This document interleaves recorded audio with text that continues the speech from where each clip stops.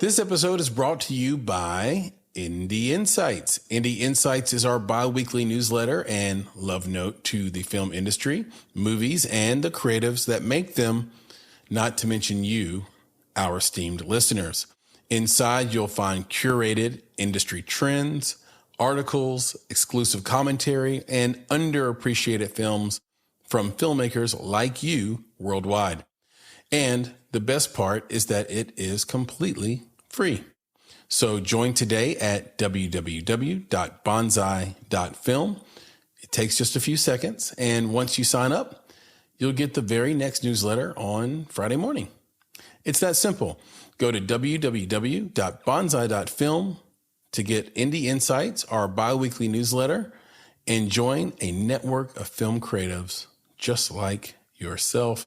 And don't worry, we'll never sell your information or spam you with a bunch of nonsense emails, just the bi-weekly film industry goodness you need.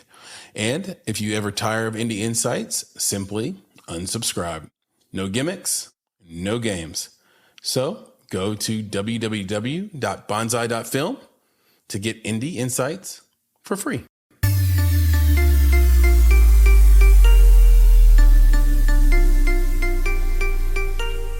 You're listening to Make It, a podcast by Bonsai Creative that helps creatives in film get where they're going faster by sharing the advice, knowledge, and insights of professional creatives across the film industry. I'm your host, Chris Barkley.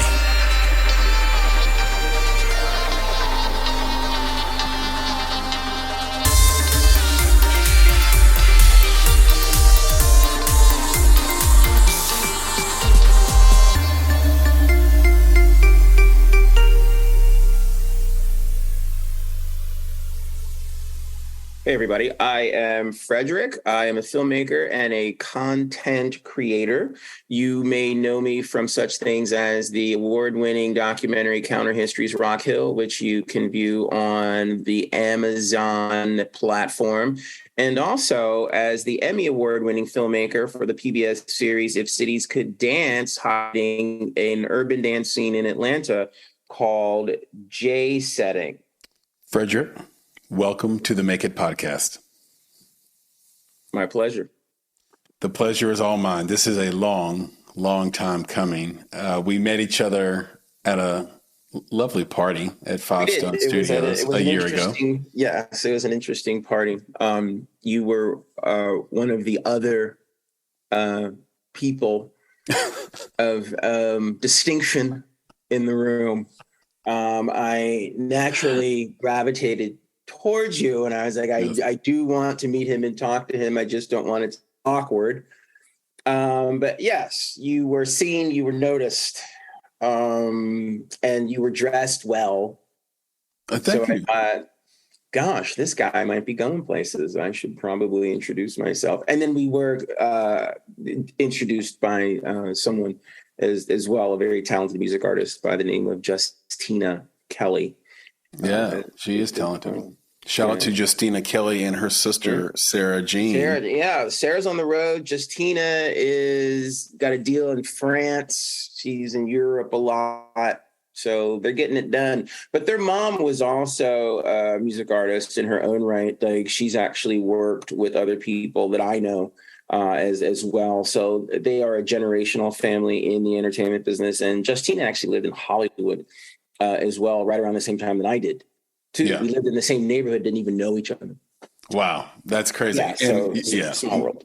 Mom is super talented and well-known songwriter. Yes. So it is interesting. Everybody wants to start a business and sort of pass it down. It's really hard to pass down your musical talent or your filmmaking talent, but they figured it out. Acting talent. Acting talent. Yeah, exactly. I do want to give this audience a deeper sense of who you are. So I'm going to read from a short bio, and you can feel free to hop in at the end and say all of that is incorrect or some of it is. Frederick Taylor, founder of Tomorrow Pictures, is a creative entrepreneur, filmmaker, and culture consultant with a passion for documenting amazing stories and sharing them through digital media. His work and travels have taken him around the world, telling stories about people, the challenges they face, and the inspiring solutions they offer. The adventure into content creation started with a film education at Temple University's highly regarded documentary filmmaking program, followed by a graduate degree in communications from Georgia State. While teaching at the Atlanta College of Art and Clark Atlanta University, Fr3deR1ck took the leap into hip-hop music, videos, I don't know why I paused right there, hip-hop music videos, and TV content for legends like Russell Simmons, Outkast, and directed a one-hit wonder called Da Dip that, did I pronounce that right? Da Dip? Da Dip. Yeah, I'm going to have to check that out. That had 15 minutes of fame on MTV and was nominated for awards for its visuals and creative style. His civil rights documentary, Counter Histories, Rock Hill, screened at Cannes Film Market and has aired nationally on PBS and was featured on Magic Johnson's television network, Aspire, as a part of the American Black Film Festival series. It continues to win Best Documentary and Audience Awards in film festivals around the world. Other documentary work includes After the Fall, HIV Grows Up, directed and shot on location in Romania and featuring young people who survived the pediatric AIDS epidemic. Other films include Boxing Chicks, Women Boxers, the story of a transgender tween coming of age in Los Angeles. As an artist, Fr3deR1ck builds experiences and installations with his photography, video, and sound design. Fr3deR1ck serves on the board for the Buckhead Club, is a guest lecturer at the University of Southern California, and is regularly invited to speak on panels, at festivals, at conferences, and universities. So you're super accomplished, obviously. I would love to start in an interesting place, maybe not a typical place, because we do have more material than we will actually be able to cover in this conversation, which is such a blessing when we get to interview someone who's done so much for so long. I'd love to start in Kenya. Can you tell us the story of when a village elder whispered in your ear in Kenya? You're good. You do your homework. I was working on a job. I was in Kenya. I was in Nairobi. More specific, I was in an informal settlement called Mukuru, Kujenga, which is about 10 miles outside of Nairobi. An informal settlement is basically a slum village. It's a nicer word for slum village. Now, you're talking about an area of about 2.5 cubic square miles with 100,000 people dumped in. So that is tight. Yeah. And these people are living in shanty huts and they're living in the margins. There's no water, there's no electricity, there's no plumbing. And when you hit this village, you know it. It's a remarkable place in that Kenya was a British colony for 400 years, but the British were there for 400 years and nobody put in a toilet. Mm-hmm. You feel the rippling effect of the vestiges of colonialism. You become upset. There's no question about it. You feel something. Literally driving in from the airport in Nairobi to my hotel, which was on a plantation, by the way, very lovely, but on a plantation. I wept. I had never been to Africa before. I am of African descent. I have only heard, never known, never really experienced. And something came over me. And it was something that was very transformative that continued the entire time I was there. So spent a good bit of time there and started to discover all kinds of things. I was hanging out with one of the elders in the village. His name was Mark Deck, and he kept giving me a hard time initially because I'm the American guy. You know what I mean? Like he's assuming I'm soft. I don't got much of a spine. I don't know what's up. And I'll never forget this. He's sitting there. We're on a break. And it was in one of the buildings there where the kids come to do their art and hang out and stuff like a clubhouse almost. And he's in there, he's eating collard green grits for lunch, right? And he's looking at me and he's going, "You Americans don't know nothing about this." I was like, "Come on, man. Really? That's all you got? That's it? You've been giving me a hard time this whole time, and you coming to me with collard greens and grits? Let me tell you something, man. Okay? But collard greens and grits." So I'm glad to know that it's from here, from Africa, because I always wondered what the tradition comes from, why we in America. I don't think I knew that. I don't think I knew that until just this moment. Yeah, it was fascinating. And so the relationship started to really change and evolve because he opened up and he's like, wow, you know, this is one of my brothers from a lost tribe. I'm there trying to reconnect. And then I'm hanging out with a group of people and we're talking about the Bankhead Bounce and how the Bankhead Bounce, is a true story, how it's very similar to some of the dances that they do in the villages as well. And that we're just the cheap ripoff version of African dance. And guess what? They're right. Yeah, we rip off, African dancing because we're African too. Right. And so Mark Deck comes over to me and he whispers in my ear, he says, "You are more African than you are American, and you should always remember that."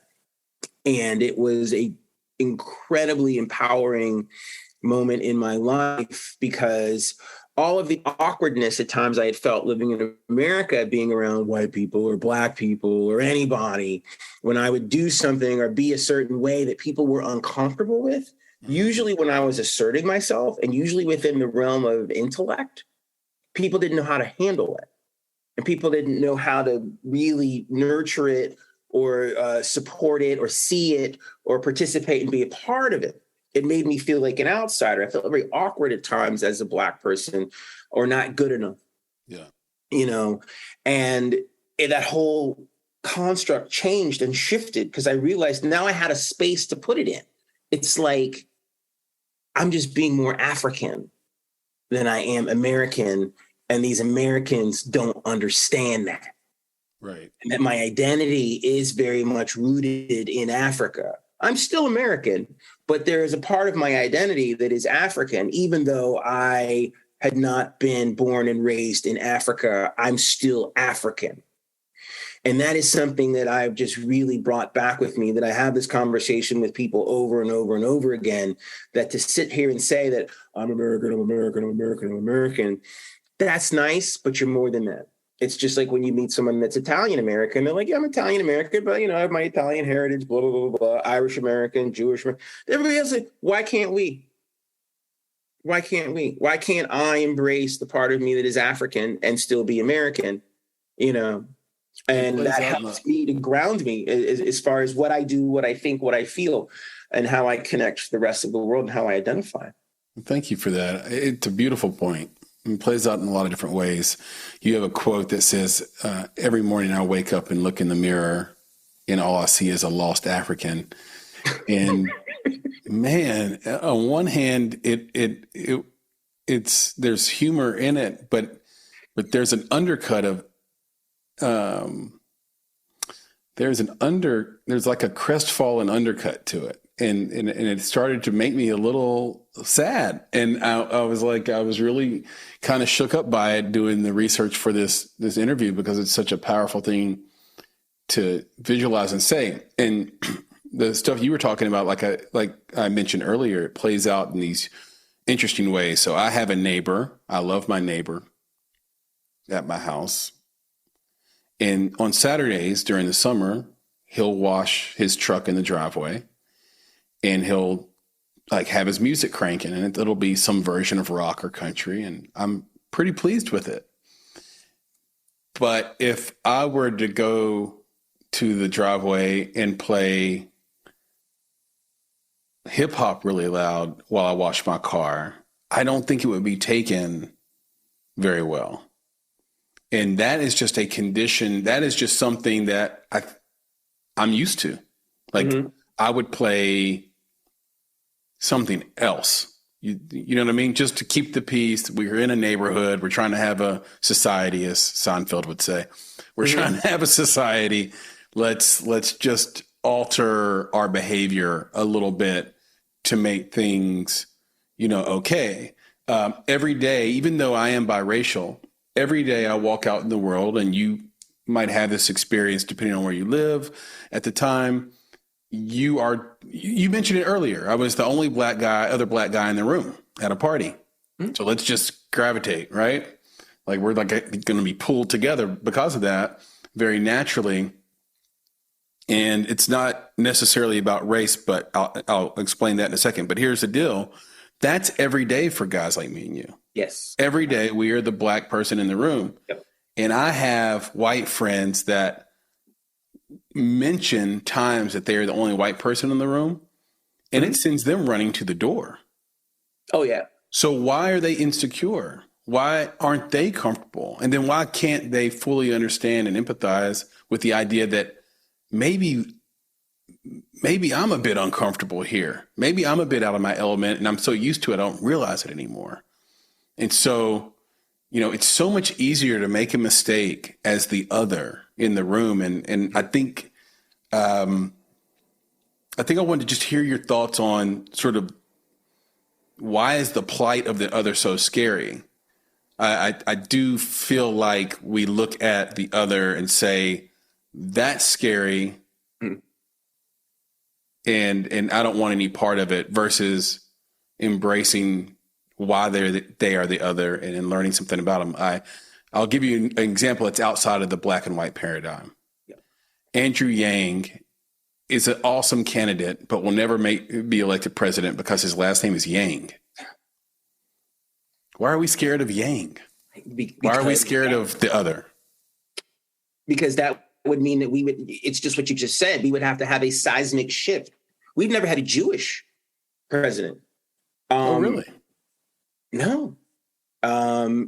Kennedy was the first Irish Catholic president. When we were born, we were young boys, kids. A black president did not seem like it was on the to-do list. Yeah. I distinctly remember that as a young kid, where like, well, he can't be president. Yeah. That was like a joke. Yeah. That was a thing, that was a bit that Richard Pryor would do, where he would come out and pretend to be the president of the United States and make it funny, because it would never, people would just say, that would never happen. We've gotten close to a female president, but, some stuff went down. We might get there. It's also someone that could be from the LGBTQ community as well. For us to be able to deal with and face the other means that we have to change our paradigm and to jump outside of our race and jump into another one where I really saw it. Like, I've spent time in other places around the world. Yes. And I'm going to be, since we're shooting from the hip here, the most racist place I've ever been is India. Oh, really? Oh, yeah. I mean, I'd never been on a whole country, continent, wherever. Everybody brown, everybody different shades of brown. You know what I mean? Everybody got a problem with everybody. I was like... Is it religion or is it race there? I think it's race. I think it's just pure and simple race. The lighter people are better than the darker people. And I don't know whether that's a manifestation of, 400 years of colonial rule, the British. I don't know. Or was it inherent in their culture? I don't have any idea, but it's a joke. Yeah. It's silly. It's embarrassing for them. I mean, I was literally in India. Light-skinned Indians would get out of the elevator if I was in it. I was like, these people are crazy. These people are crazy. Because it's funny, but not funny. It's funny, but not funny. But if the cops come and we're in America, they're going to tell them Indians to get on the ground too. Mm-hmm. Like there is no they don't get it. There's no special treatment. You don't get any more. I have never met a single Indian person in my life that is more advanced than me socially and economically and intellectually because they're Indian and I'm not. Right. It's not true. Right. They're in the same bucket. Yeah. But somehow some have gotten this idea that they're not. And of course, not all Indians are that way. And I have really great friends that are Indians and it's perfectly fine. And we talk about these issues all the time. But that was the first place I had ever been where I was like, wow. Do you wow, think this it's is where, anthropological at all, where we want to tribe up and we want to be in our little village, and that's where sure. we find safety? Oh yeah, sure. Yeah. I've been in rooms with Asians, and the Chinese and the Japanese and the Koreans refer to themselves as fancy Asians. You know what they call the Thai, the Laotians, the Vietnamese, the Filipinos? You know what they call them? What do they call them? Jungle Asians. Mm-hmm. Okay. I was like, whoa, y'all crazy. Yeah. Y'all crazy. That reminds me of growing up. They go at it. And it's always the other. It's Catholics and Protestants in Ireland as well. Yes. It's Germans and French people still go at it. I have German friends who still make these nasty remarks about the French. Yeah. And they're perfectly comfortable doing it. I got friends from Paraguay who hate Mexicans. That's crazy. I got Cuban friends who used to they would call me the white black guy. I've been called that a few times. You're Cuban. The only reason you're still standing on your feet in front of me is because you're Cuban. Yeah. That's it. Right. You know what I mean? Because again, Jamaicans and Haitians. Jamaicans and Haitians, Dominicans, it just goes on and on and on. I'm sure that, the people at the North Pole hate the people at the South Pole. I don't know.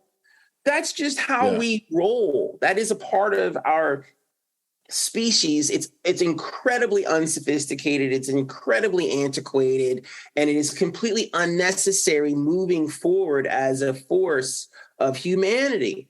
We all need to survive. We all need to come together. When we were walking out of caves, if everybody had been like, oh, well, I don't like person down the street. I don't like person in the cave around the corner. I'm not doing this like hunting and gathering village thing. I'm not building huts with these people. I'm going back to my cave. Yeah. It's one of the most brilliant scenes in Django Unchained that I relate to. Yeah. There's a scene where Jamie Foxx and Django rides up on his horse, and the black people are looking at him like in awe. Some of them are in the field. And then the house Negroes are pissed that he's on that horse. He's got a horse. And it reminds me of growing up in the South, in the deep South, as a black guy. Every word or name that I learned would make somebody laugh, like when you're joking on somebody, cracking, burning on somebody. They were all like racist, like self-hate terms. Oh, where if you could make somebody feel like a field Negro and you were the Negro on the horse, then you would win that little battle right there. Win the argument. But it was all really personal attacks up to a certain point, and words that you were definitely taught generationally from white people that were being racist. Oh yeah. And then which is crazy to each other. And then the white man's in the background goes, yes, my plan is working. They're destroying themselves. Mr. Burns. Mr. Burns. Yes, Mr. Burns. It's Mr. Burns that's controlling all of this. Absolutely. Yeah. It's so unusual. It's crazy how we do that to ourselves. We just tear each other down. It's not, unless you can dunk a basketball, score a touchdown, or you can get on a stripper pole. Then all of a sudden you're okay. Yeah, well, you're on a horse now. So even if you're on a pole. Your horse. And the horse is the metaphor. Yeah. Without a doubt. And we could run down a list of things as brown people of what is the horse that you got to get on to be acceptable. Yeah. Yeah. One of the things that's not a horse is intellect. It's funny it's so funny that you bring that up. And before I move on, I will move on off this, but that is so true in this complex and sad way. When I grew up and where I grew up, the people I grew up around, they respected me for how many women I could bed, how good I was at sports, and how good I could fight.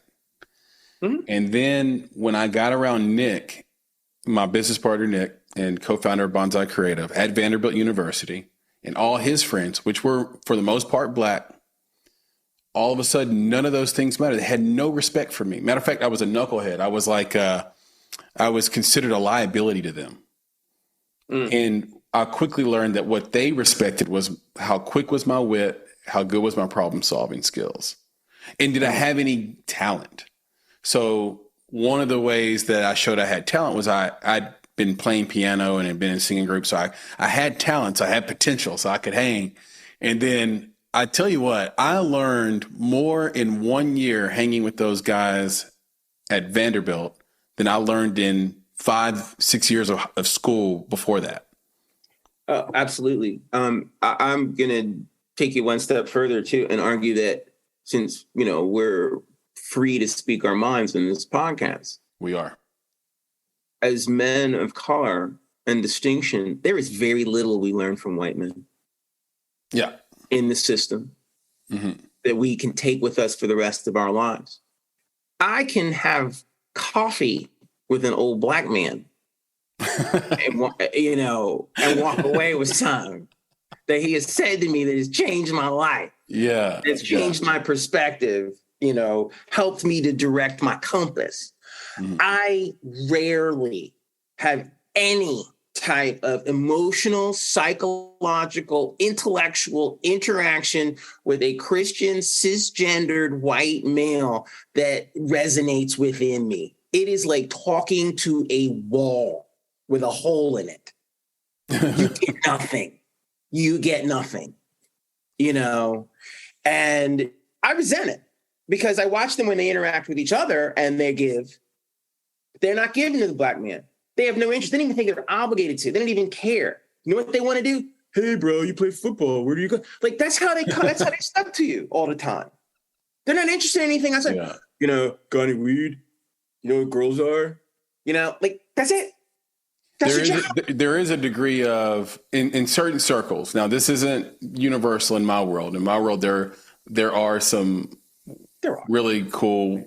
And my business mentor was a gay white man. There are many. There are many that are that, and then I do love them, and I do think that they're great.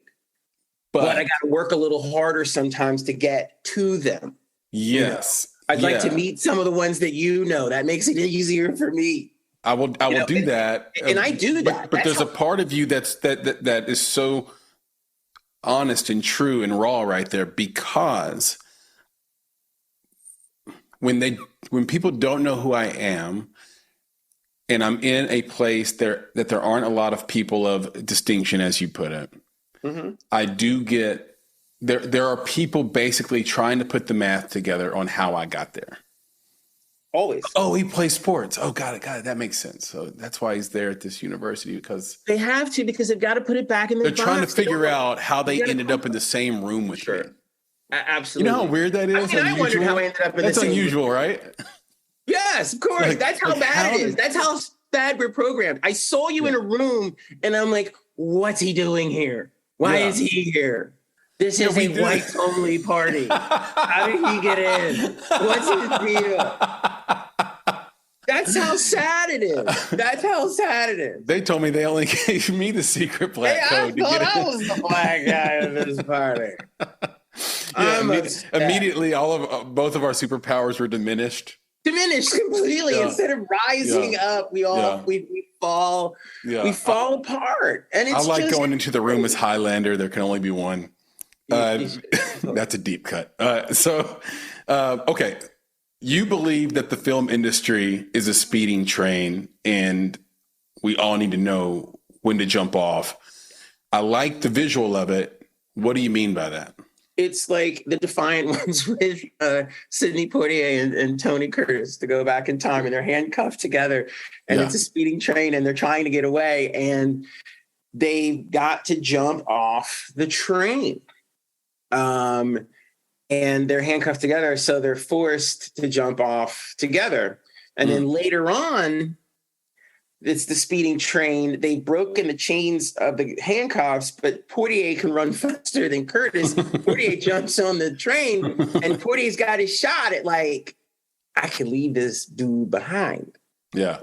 And because they bonded and they've become friends now, he elects to jump off the train as well. And they decide to deal with the situation, whatever is going to come to them together, as they hear the dogs coming to run them down because they're escaped prisoners.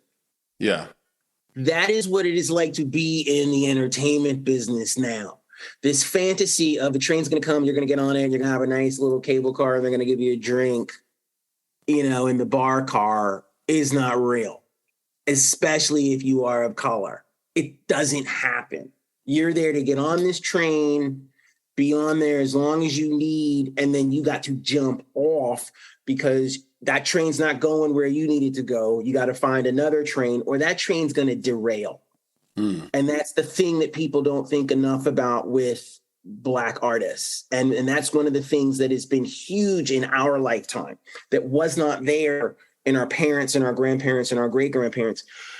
These people of color come and go, man, like the wind, man. They become significant and insignificant in seconds. Yeah.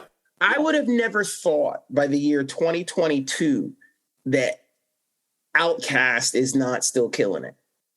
Yeah. I'm blown away by that. Kim's gone. I'm not a fan of Little Kim, but like, all these people are gone. But she's even like Nicki Minaj is like is a punchline now. She's teetering on the edge of insignificance. Exactly.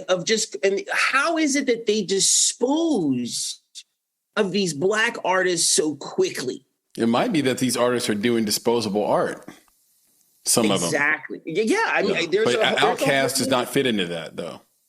Yeah, and with Outkast, I don't know why. And there are other artists that don't fit into that realm that they're doing incredible art, continue to do incredible art, but they can't find a market. They can't break through. They can't find a market. India RE is probably the greatest example. Oh, God, like you're just like, this doesn't make any sense. Yeah. But then it's like, oh wait, she's dark skinned and she looks like an African. Right. She's not, acceptable enough. Yeah. For them. Yeah. So it's troubling. Yeah. And that's why, as great as I think Lizzo is, I'm concerned moving forward because they keep giving her all these awards. And now it's like, okay, you're going to dissipate and shrink as well. You're not going to be as interesting anymore. They're going to find somebody else. My concern with Lizzo is that half the people are, and rightfully so, focused on her musicianship and songwriting skills. Right. And the other vocal half, which is disconcerting, is solely focused on her confidence as a large woman. Right. And they're saying, they're intimating, you need to stop being fat and confident, because it sends a bad message that fat is okay. And I look at that and say, maybe, but what's the alternative? That she's like on suicide watch because she feels so bad about herself? Like, I don't. If we can just focus on her artwork, They can't. They make the other white girls who are fat. She'll be around. I don't know. Yeah, I don't know. It's going to be it's going to be interesting how that all plays out. Missy Elliott was a plus size woman for a long time, and now she's not. Yeah. And some of that's for health reasons, obviously, and for Lizzo, the health thing might come into play as well. Latifah has been able to not sexualize. Latifah's the one. Yeah, she's kept her relevance throughout. But she's horrible. She's Jersey, man. Like she just has. She came out of a different era. I mean, when Latifah was dropping her albums back in the day, that was significant. Yeah.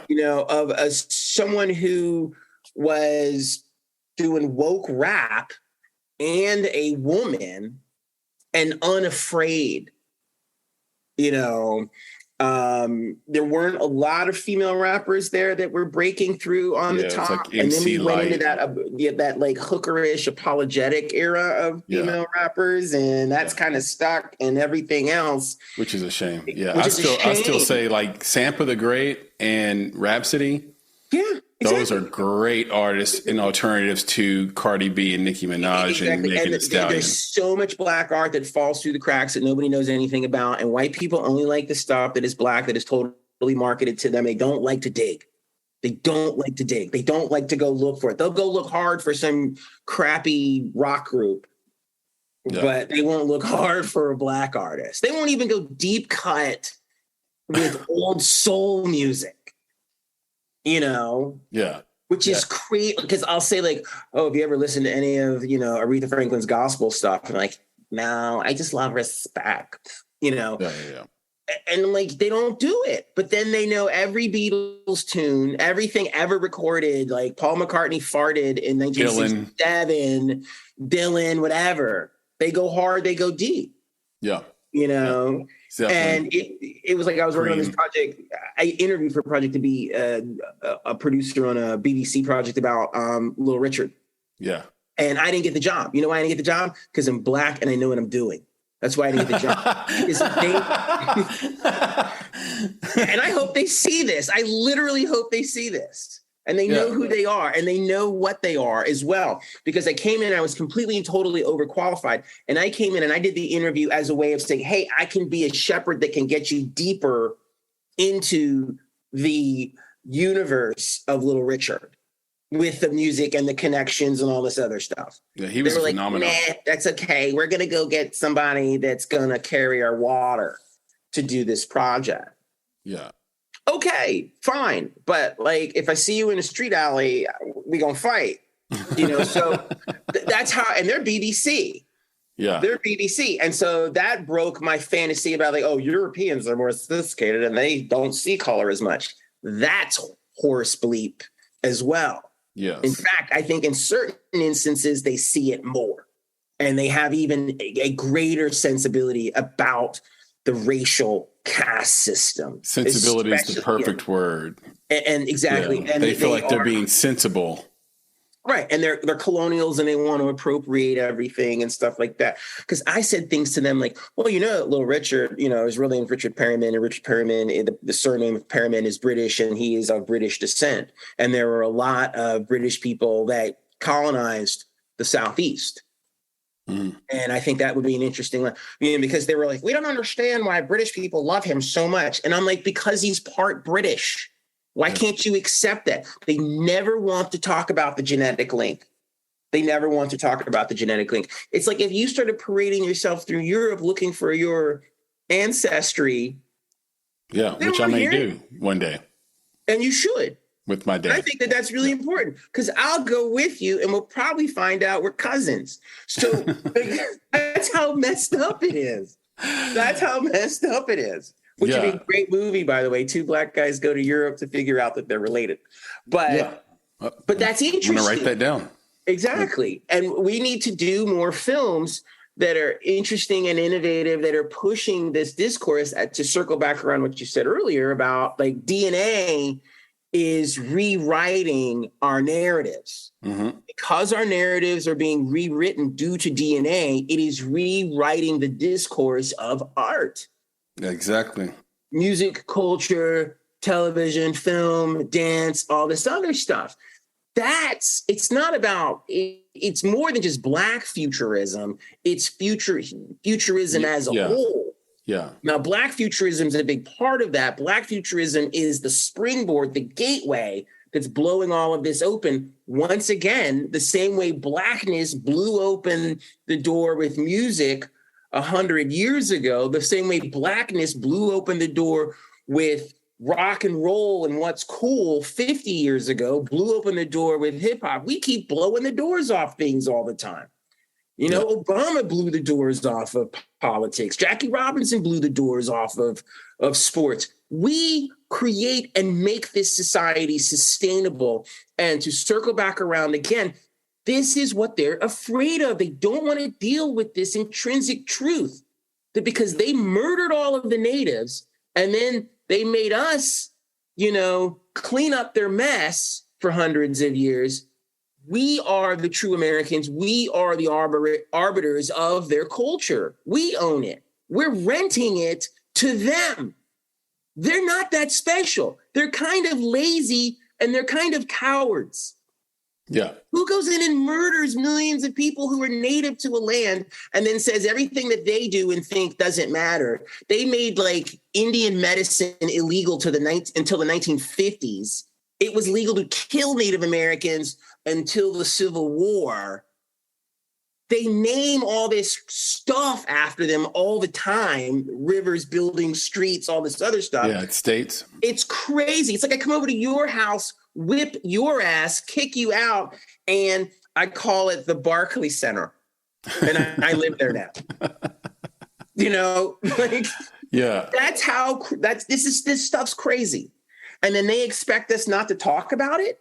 And they expect us to not want to teach it to our kids and teach it to their kids so we can change this, so we don't repeat this again. There is this idea of this again.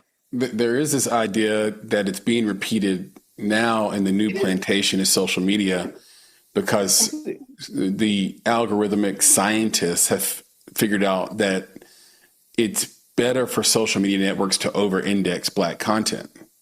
Oh, yeah. Totally. Well, because so we're the first over-indexed, but we don't get the benefit of the over-indexing. So we're building these social media networks.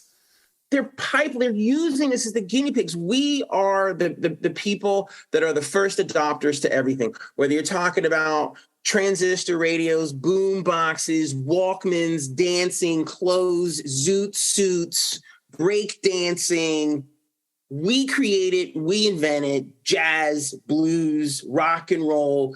If you create something that is Black and it succeeds in the Black community, it has an 80% chance of succeeding in the white community. It bleeds over every single time. Yeah. If we came up with this idea we're incredible culture builders. Without that, phenomenal cultural builders. The greatest cultural builders in this past 200, 300, 400 years, easily. We constantly keep setting the pace, setting the tone.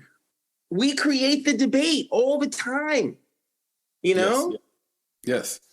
And it's fascinating, but people just don't want us to have credit for it. That's why Colin Kaepernick can't have a job. It's stupid. It's stupid why he doesn't have a job. Why doesn't he have a job? Because they don't want to admit that Blacks are powerful and that Blacks can be right. You know, they gave Deshaun Watson another job, another swing at it. He's making. He's going to make a bunch of people a bunch of money. The crimes aren't even close. If we're going to criminalize Colin Kaepernick, Colin Kaepernick didn't commit a crime, and neither did. But he's biracial too, and he got the Black person beat down special. Yeah. I have never seen a biracial person dragged like him. It's business. It's crazy. It's business as usual. They'll smoke you. I looked at it like this. Here is a guy who, although he went to a Super Bowl, was not considered a top 15 or top 10 quarterback. You combine that with this love affair that the NFL has with the military, and the constant conflation of what military and football teams. And then you have a guy who's kneeling.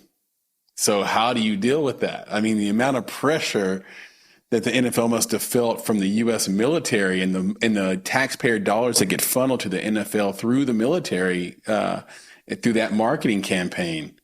And you've got a player kneeling. Like, you know, the first Colin Kaepernick was Chris Jackson.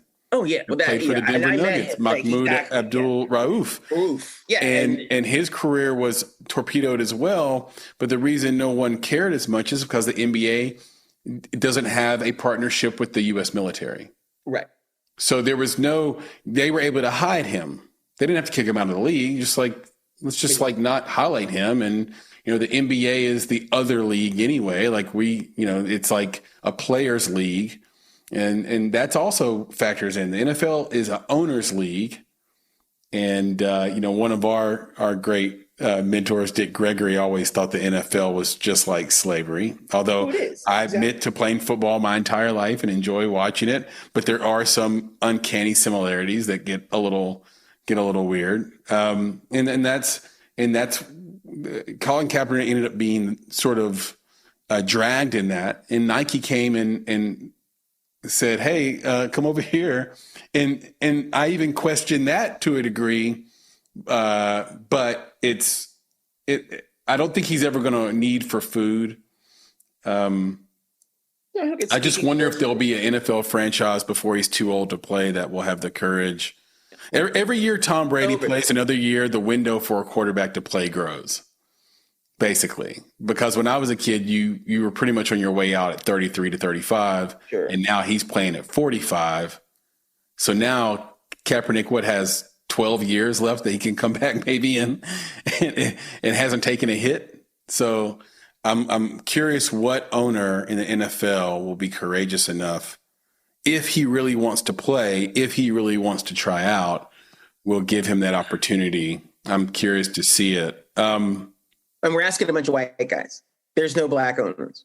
If there was a black owner, there's like a Indian dude in Jacksonville, but I think that's it. He's Persian. Persian. Excuse me. Which I would like a word with him. I would like to speak to him. I mean, come on, man, you Persian, you gotta help us out here. And he's got a lot of money. Yeah, and they have their own deal. In the Middle East, there's Persians and there's Arabs, and if you're an Arab, you're the lesser. Exactly, and I know, man, and it's weird. I mean, they'd be back on the map tomorrow if they brought Kaepernick in to be the backup quarterback at Jacksonville. And I can't believe they're afraid to do it. It'd be a massive circus. It's like the same reason Tim Tebow couldn't get a backup job. He sucked. He did. It's unfair to compare him to Kaepernick. He has, I would say, top 1% leadership skills and motivational skills. But he's a circus, and teams hate when the backup quarterback gets more publicity than the starter. So it's complex. Sure. Please allow me to quote you again. You've said, my struggles happen when people do not have faith in what I can bring to the table. This alludes to the BBC thing as well. My struggles start when I speak my mind. My struggles start when I take a position of power.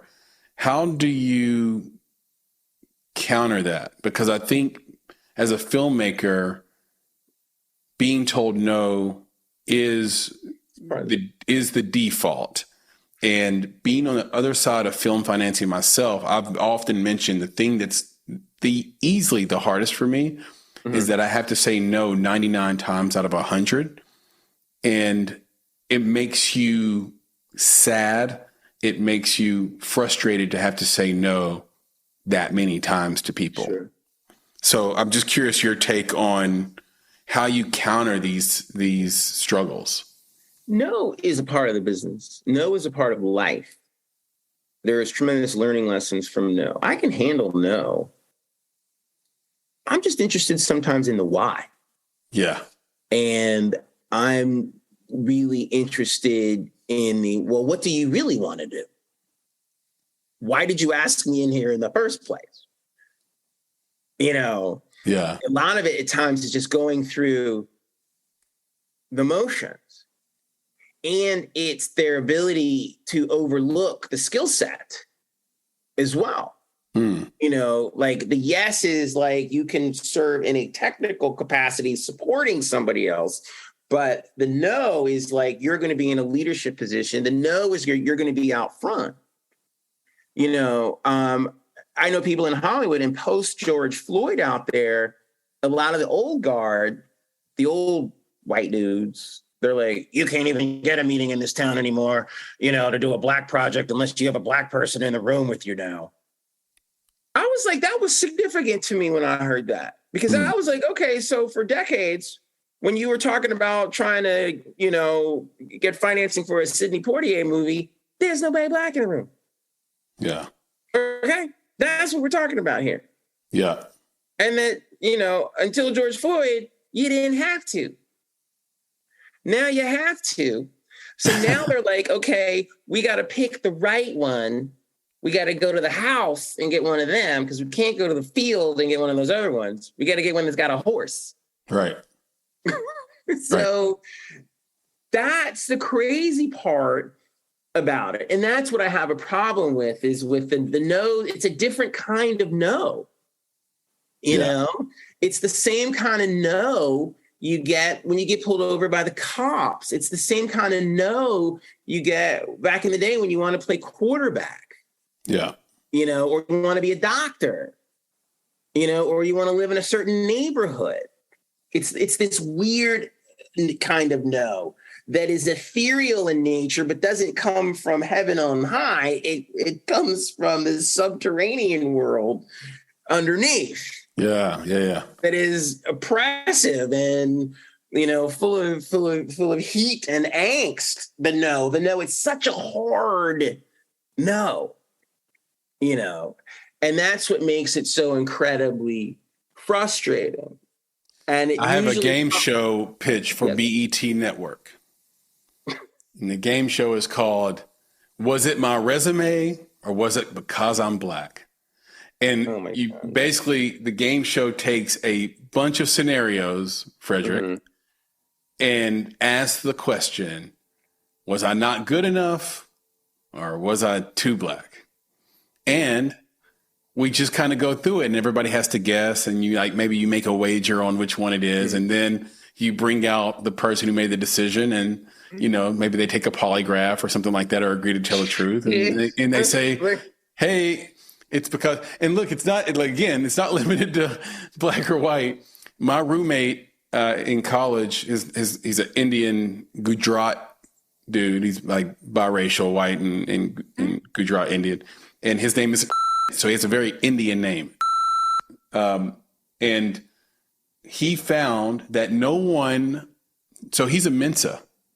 He's a 98.8 degree Mensa or something, I think, or 98.1 or anyway, he's a summa cum laude, Vanderbilt, 3 degrees, econ, math, all this good stuff. So when he went out to go into the workplace, no one wants to work with. So he changed his first name to Ethan. And to this day, when he goes to the workplace, he goes out as Ethan. Everyone wants to work with Ethan. As long as you have a regular sort of, like you said, cis white name, like Ethan, you great. And I think sometimes that maybe the answer to my question earlier is about the other is maybe we are just lazy, like you said. Maybe we just don't have time to learn about you. Oh, yeah. I've always joked that the biggest problem a white dad has with his daughter dating a black person is that he has to come over for Thanksgiving. Now he has to learn what he can and can't say at his own Thanksgiving table, and it's not fucking worth it. It's hard. People are lazy. There's an inherent laziness about our society, but it's been there from the beginning. They got here with their funny hats on, their colonial pilgrims or whatever they were, and they're like, these Indians, we got to get rid of them. No one said, let's try to work with them, talk to them, sit them down for a minute. Let's go to coffee with the natives and figure this out. Well, they did eat with them. They ate their maize. Allegedly. But that's what I'm saying. Like they create this mythology about things. They create these lies. You know, this land is your land. This land is my land. Come on, man. The early settlers, I think, were willing to sort of cohabitate, but they needed the Indians. They were going to die. Exactly. Basically, they had no sense of that wilderness, no bearing on the land whatsoever. They were starving. None of their plans worked out. Their ships were wrecked. Exactly. They couldn't go back to England. Exactly. And so that's where Thanksgiving started. And then when their fortifications came over, Frederick, then it was on. Exactly. Yeah. They use that right now for us. That's their business model for everything. When we really need these darkies, we'll use them. You know? But then when we don't need them anymore, you know, we're going to look the other way. That's the move. That's the move. It seems to be. I'd love to take a pivot and go to, we'll pivot left or right here and talk about some of your docs. Absolutely. Because you haven't always been told no. And you've also been able to go out and just do your own thing, even during COVID. Your film Counter Histories, Rock Hill, award-winning documentary, it talks about the sit-ins in South Carolina during the late 50s and early 60s. Nashville is famous for its own sit-ins. Can you tell me what was significant about the Rock Hill sit-ins? You probably could have chosen from a variety of sit-ins. Why Rock Hill? Yeah, I mean, there was the choice was Nashville, the choice was Baltimore. There were many other places that had these counter sit-ins, Greenville, Greensboro, and like I said, as high as Baltimore as well, going up the northeastern seaboard as well. Rock Hill was a unique set of circumstances because it was about young people coming together, and in particular, young Black men. Okay. And I am very interested in the journey and the diaspora of Black men. It's what I know. You know, I'm a Black man. Right. And I like the dynamic or the energy of when Black men get together and decide to do something about something and change it. We have been living in a world where Black men are ridiculed, put down, and marginalized and separated from Black women. Like, when you look at the industry the way it is now, it's like Black women are doing their thing in the film industry with very little discussion about Black men. And with all due respect to Black female filmmakers, and many of them I think are extraordinary. And I've worked with many of them. And even more, I'm friends with and comrades with. Regina King comes to mind. Yes.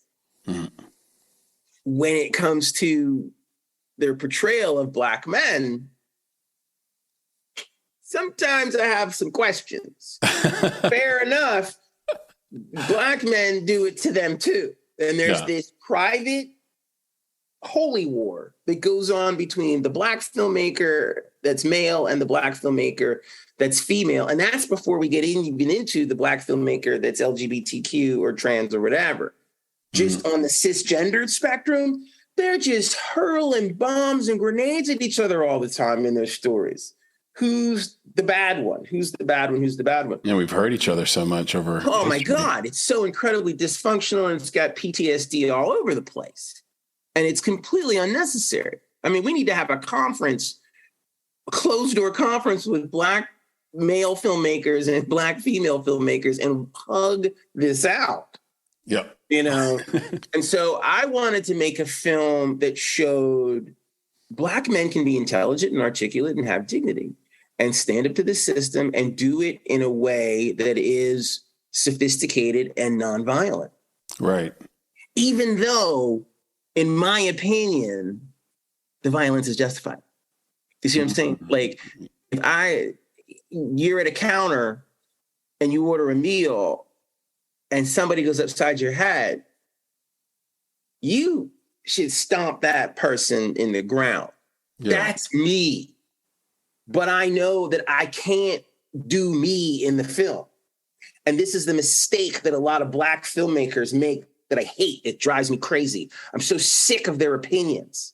I want something that's going to drive the narrative forward and get us to a higher level of consciousness. And it's not the violence and the anger that does it. No. It is the love and the understanding and the intellect that do that. And we don't have enough Black filmmakers that want to focus in that space. And that's why I took the approach that I did. I said, I'm not making this film for white people. I'm making this film to ram it down the throats of other Black people so they start to remember that Black men are people too, and that we got here because we are a peaceful people, not a violent one. Right. And to be a proponent of violence and anger and vitriol all the time, we're playing right into the white man's discourse. That's exactly what the white man, yes, they're angry, they're mad, you know, let the dark side flow through you, Luke, and all that. Not to mention the stereotypes. Exactly. That's exactly what they want. I want to show how we can rise above all of this. That is my obligation as a filmmaker, in spite of the fact that I might want to slap the crap out of somebody. And I feel that way every day, dude. Every day something happens to me, like I just want to go whip somebody's ass, but I can't. And I have a responsibility as a person and as a citizen and as a human being not to do that. But in almost a Hippocratic oath as a filmmaker not to do that. The hard stuff is to teach without the anger and the violence. And that is becoming far more Eastern and, dare I say it, my friend, to make this conversation full circle again, more African. And I don't think enough Black filmmakers in America are in touch with their African side enough. I think they're too co-opted by this imperialistic, colonial, capitalistic, Christian weirdness. They obsess about it and they think like eye for an eye and all this other crap. And it's not doing anybody any good. You know, I wrote a screenplay recently about an interracial relationship, and it's about a white dude and a Black woman. Mm-hmm. I should send it to you. You should. That's my setup. That's my setup right there. I just realized that. I just realized that I should send this to you.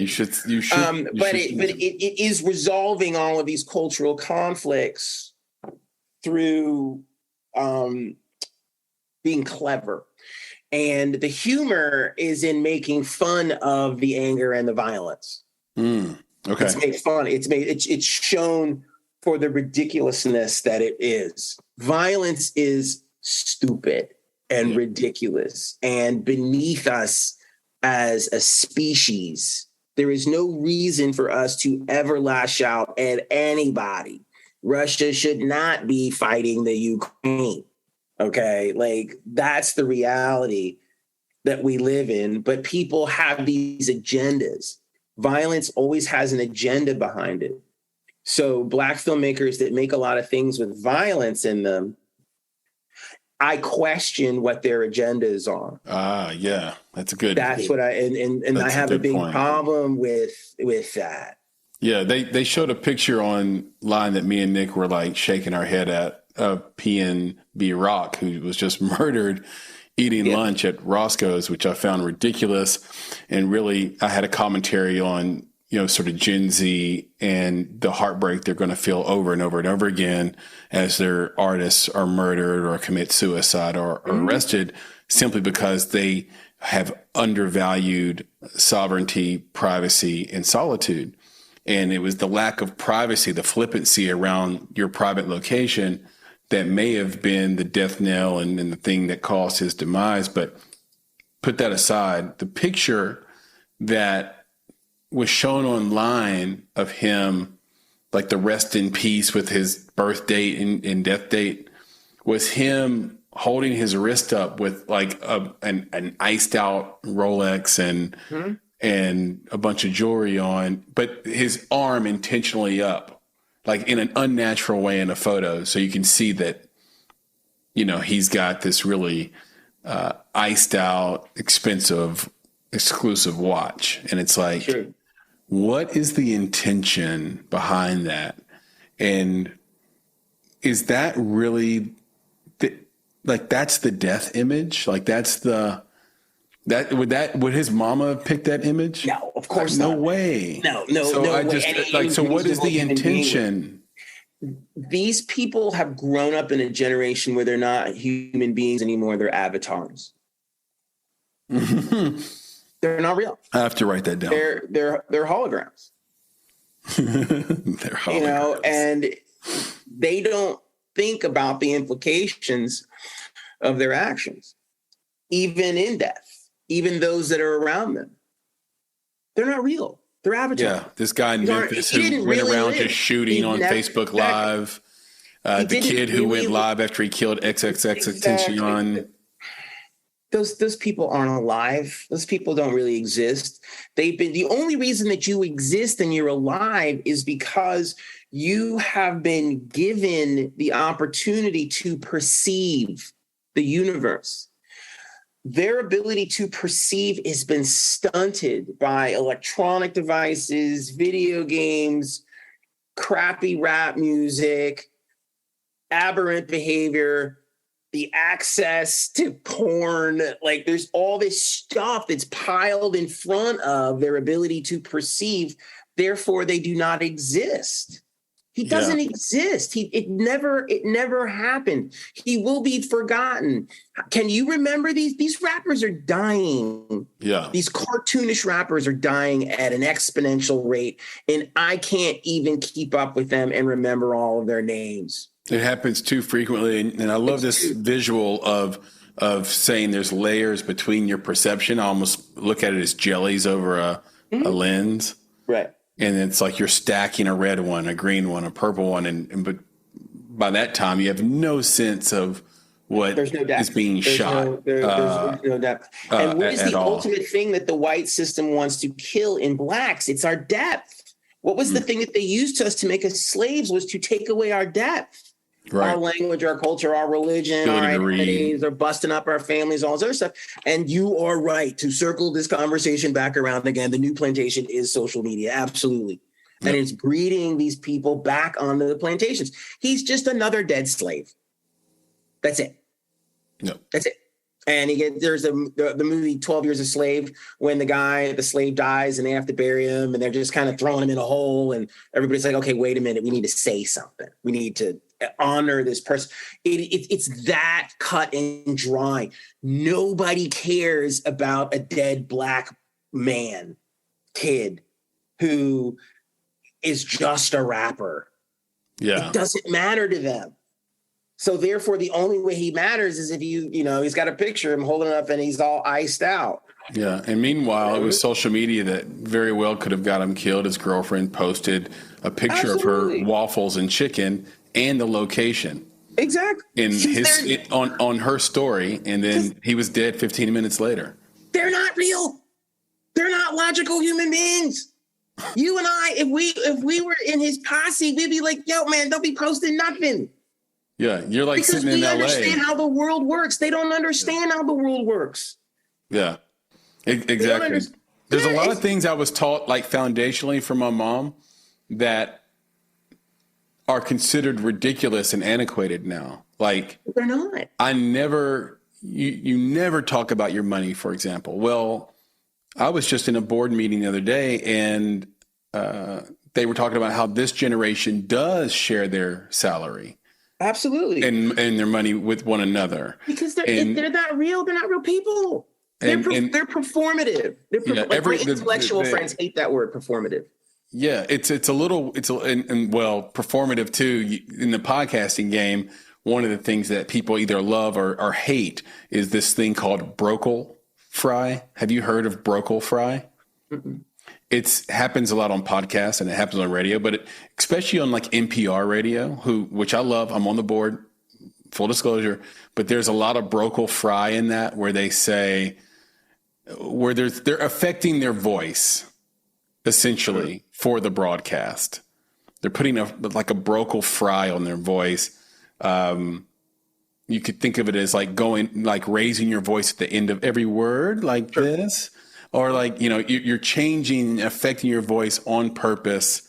Guys will make their voice intentionally more croaky. I'm here with Frederick Taylor, and it's like you don't really talk like that. No, you don't. You're talking like that for the thing. So it is weird. Sure. Auto-tunes is literally replacing the vocal performance, in particular, ironically, with the men. Yeah. I hear more vocal performances by men through auto-tunes than a natural, soulful, black male voice. Like, sometimes I get so sick of modern black male singers and rappers, I have to go listen to old school stuff. I'm like, I got to go listen to Donny Hathaway so I feel grounded. So you feel great. Yeah, so it's real because AI is coming right behind that. That's just a precursor to AI writing your song and singing your song, and exactly. And they want to do these sort of tests. Was a Keating test, like a test to find out, can we tell the difference between an AI R&B singer and and let's say, for example, since you brought up Donny Hathaway and The Real Thing, it's going to be a fascinating next couple of decades for sure. About 2 decades ago, we'll be leaping off of that speeding train, right? Okay, we're leaping one way or another. One way or another, we're off. We're off. We're not gonna hang. We're gonna go off and do our own thing. That's right. The fifth wave. About 2 decades ago, you wrote, produced, directed, and edited your first short film, Psychospasm. This was in 2000. Yeah. Is any part of that film autobiographical?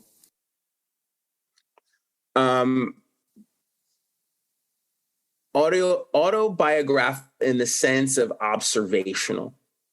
Okay. What that short film does is that it is the precursor in predicting the emergence of the Black Atlanta-based filmmaker. Mm-hmm. So if there's anything that's autobiographical about it, that's specific to me, it's not the main character who's the director, it's the DP shooting it. Got it. Okay. That's probably the closest representation of me. Is there a lot of places you can see this? Or is there just... It's so funny because it's just, it's so... just on the website? It's just on the website. I should put it on YouTube. I should... I need to revisit it. That's for If you do that, then you won't release it. Exactly. It's terrifying. I mean, it literally it predates the whole explosion of Atlanta filmmakers. It literally gives you a blueprint for who these people are, and that insanity that was the 90s, Fr3deR1ck. All that hot garbage that got blown into the 21st century as legitimate Black art. Right. Yeah. That's the problem. It's garbage.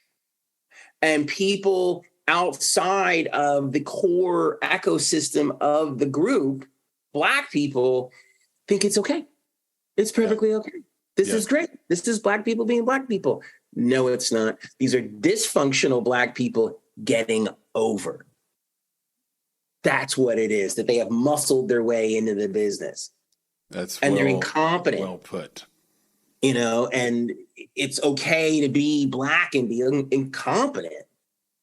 It's to the point where that TV show Atlanta, they turned it into something avant-garde.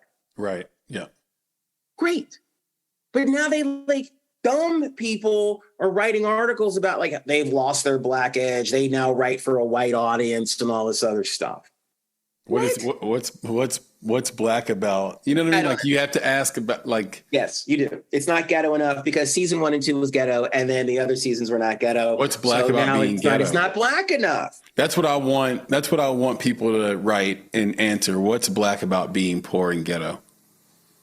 I think that's what it's like to be. I think that's what it's like to be white. To be poor and ghetto is to be subverted by the oppressive white colonial system.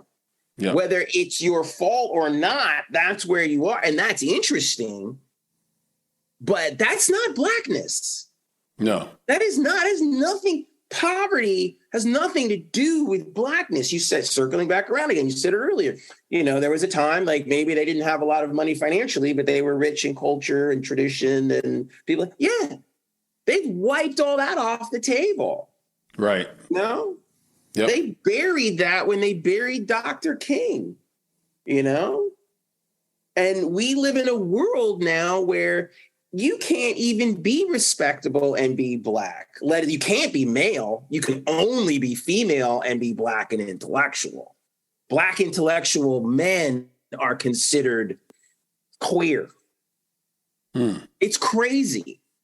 The misnomers that people have put on people. We did get Neil deGrasse Tyson.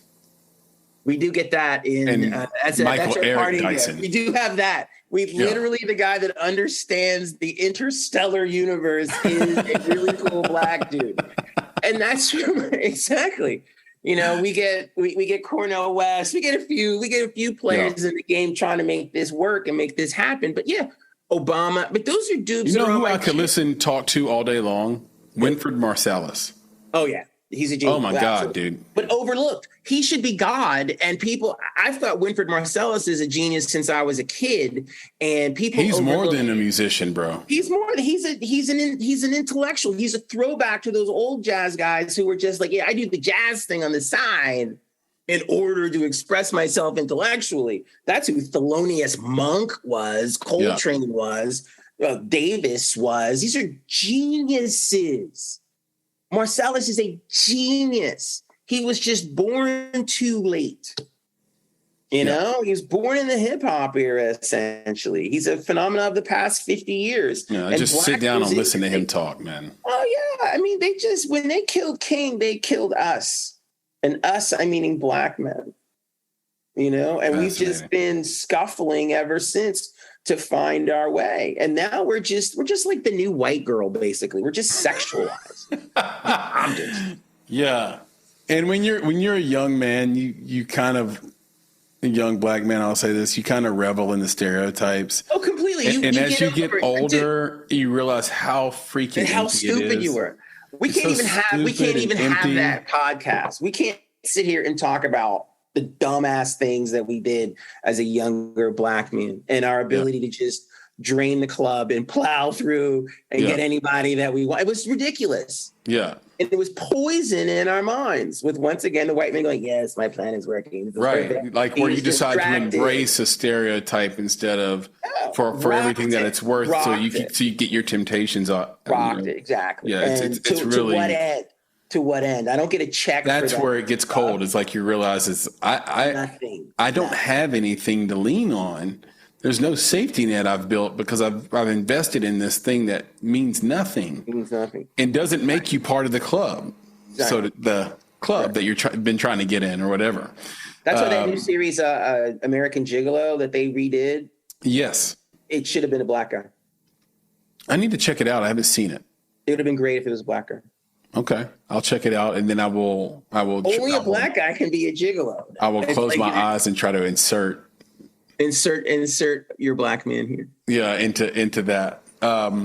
You did talk about that, like you've been all over the world with your filmmaking and seen racism in a ton of different places. You've seen poverty in a bunch of different places. You've seen classism, and even disease. You did go to Romania to do your film After the Fall. HIV grows up. I am curious how you found out about that crisis, the pediatric AIDS epidemic in Romania. Through Emory University and their affiliation with a boots on the ground organization in Romania as well. Can you describe what it's like in Romania when you went? Mm-hmm. It is not anything you can imagine. You're talking about a culture that has been put upon for 100 years. You know, it was, under sort of totalitarian rule, traditional 19th century rule, and then World War I, World War II, the Nazis, the communists, Western Europe hates Eastern Europe, and they've just used it as a wedge between Russia and Europe, and it's been a killing ground forever. And the number of people that have been abused. They have housing projects, they have crime, they have corrupt politicians, they have a very poorly run healthcare system in certain instances, in certain places. And if you asked me, would you rather live in a housing project in Bucharest, Romania, or the South Side of Chicago? I'm gonna pick South Side of Chicago. I would rather live in a housing project in America than live in a housing project in Eastern Europe. I feel safer. That's how unsafe that place can be at times. and the marginalization. You can always judge a country by the way it treats its women. Interesting. And that is the biggest learning lesson I had in traveling around the world. The places I went where the countries were on the rise, they're ascending, they seem really great. Things are pretty cool. They treat their women a lot better. And then the places were like, this place is crazy. I'm scared. They treat their women horribly. That is the great barometer. And that is what I have real serious concern for America now. And that when people say, when I get into the Roe v. Wade debate, I'm like, we are going backwards. And the mere fact that we are treating women or trying to treat women like property, right, is saying that we are not invested in America moving forward. And that we're going to go sideways. It's not going to end well. You cannot treat women poorly and expect to run a society that is respected and reputable. It's impossible. Can't do it. I feel like it's a distraction, and please take this the right way. And those listening, take this the right way. I'm not saying the issue isn't insignificant. That's not what I mean by distraction. What I mean is why are all these men concerned with the sexual lives and reproductive lives of women they don't know? Like, why is that on the agenda instead of the economy, which is the government's, the protection of property rights and the protection of human rights is the government's sole job. Right. And so, and then somebody will say, well, that baby's a human, but there is a hierarchy in place, right? And the hierarchy says that a person that grows in another person is by default sort of, for lack of a better term, lower on the hierarchical scale of priorities. And so the person that's growing inside that person is at the whim for that time being of the person carrying it. And so the easy answer is give people that freedom of choice. And the reason why I can confidently sit in that seat and sort of lean on that philosophy, lean on that principle, is because I grew up with mostly women, and no woman wants an abortion. It's a brutal procedure, and you will avoid it at all costs. So again, I go back to your question, Frederick, what is the agenda? So there's my little, I don't like to be political in this podcast, but it's, I usually let the guests handle that for me, but I will say that's kind of my thought process. What is the agenda behind this? Because I would like my tax dollars to go towards helping people stay safe, meaning from force of violence, let's say, sure, and being able to protect and own their property. Yeah, I mean, the agenda, because one, this is not a political issue, this is a humanitarian one. And a humanitarian one in a sense that, we need to protect women and the interests of women, and we need to also protect the interests of society as well. The reason that people are obsessing about this, I believe, is because the unborn fetus is perceived as controllable. The born person slowly becomes uncontrollable unless they are gestating in an environment where they can be manipulated and where they don't know truth. And so, in my opinion, a lot of people that are for eradicating women having the right to controlling their reproductive capabilities is to, one, distract some of the things you've talked about earlier from other more important issues, because that is part of their agenda, is to not talk about other important things. It's to obsess about these things that keep this swirling discourse of theocracy going. There are people that believe that we should not be a democracy, we should be a theocracy. And there are people that believe that the only true religion is Christianity and Jesus Christ is their Lord and Savior, and that's it. Mm-hmm. And everything else is a sin. And they also believe that women are to be subverted to men. There are people that live in that particular space or thinking as well. And this is where the ignorance pours in, because on one level, these same people don't actually like people of color. They don't want people crossing the border, but they don't even look at the numbers and say, you know, if you get rid of abortion, then a lot more people of color are going to have babies too. You don't even like people of color. And then you keep thinking like, oh, that means more white people are going to have babies. Not really, because white people are still going to get abortions because most of them can afford to have them. And then the people that can't afford to have them that are white are going to be really poor people, you know, and they're not going to be able to really impact anything in society. Well, that is something I read, if I can interject. That's an important point. I want to earmark that. Sure. Because I read, I can't remember, I think it might have been on Substack. I don't know if you read articles on Substack or not, Frederick, but I read that the idea behind it is that the birth rate right now in the United States is 1.6. Mm-hmm. And you need 2.1 to sustain society, right? But the birth rate in minorities is above 2.1. Yeah.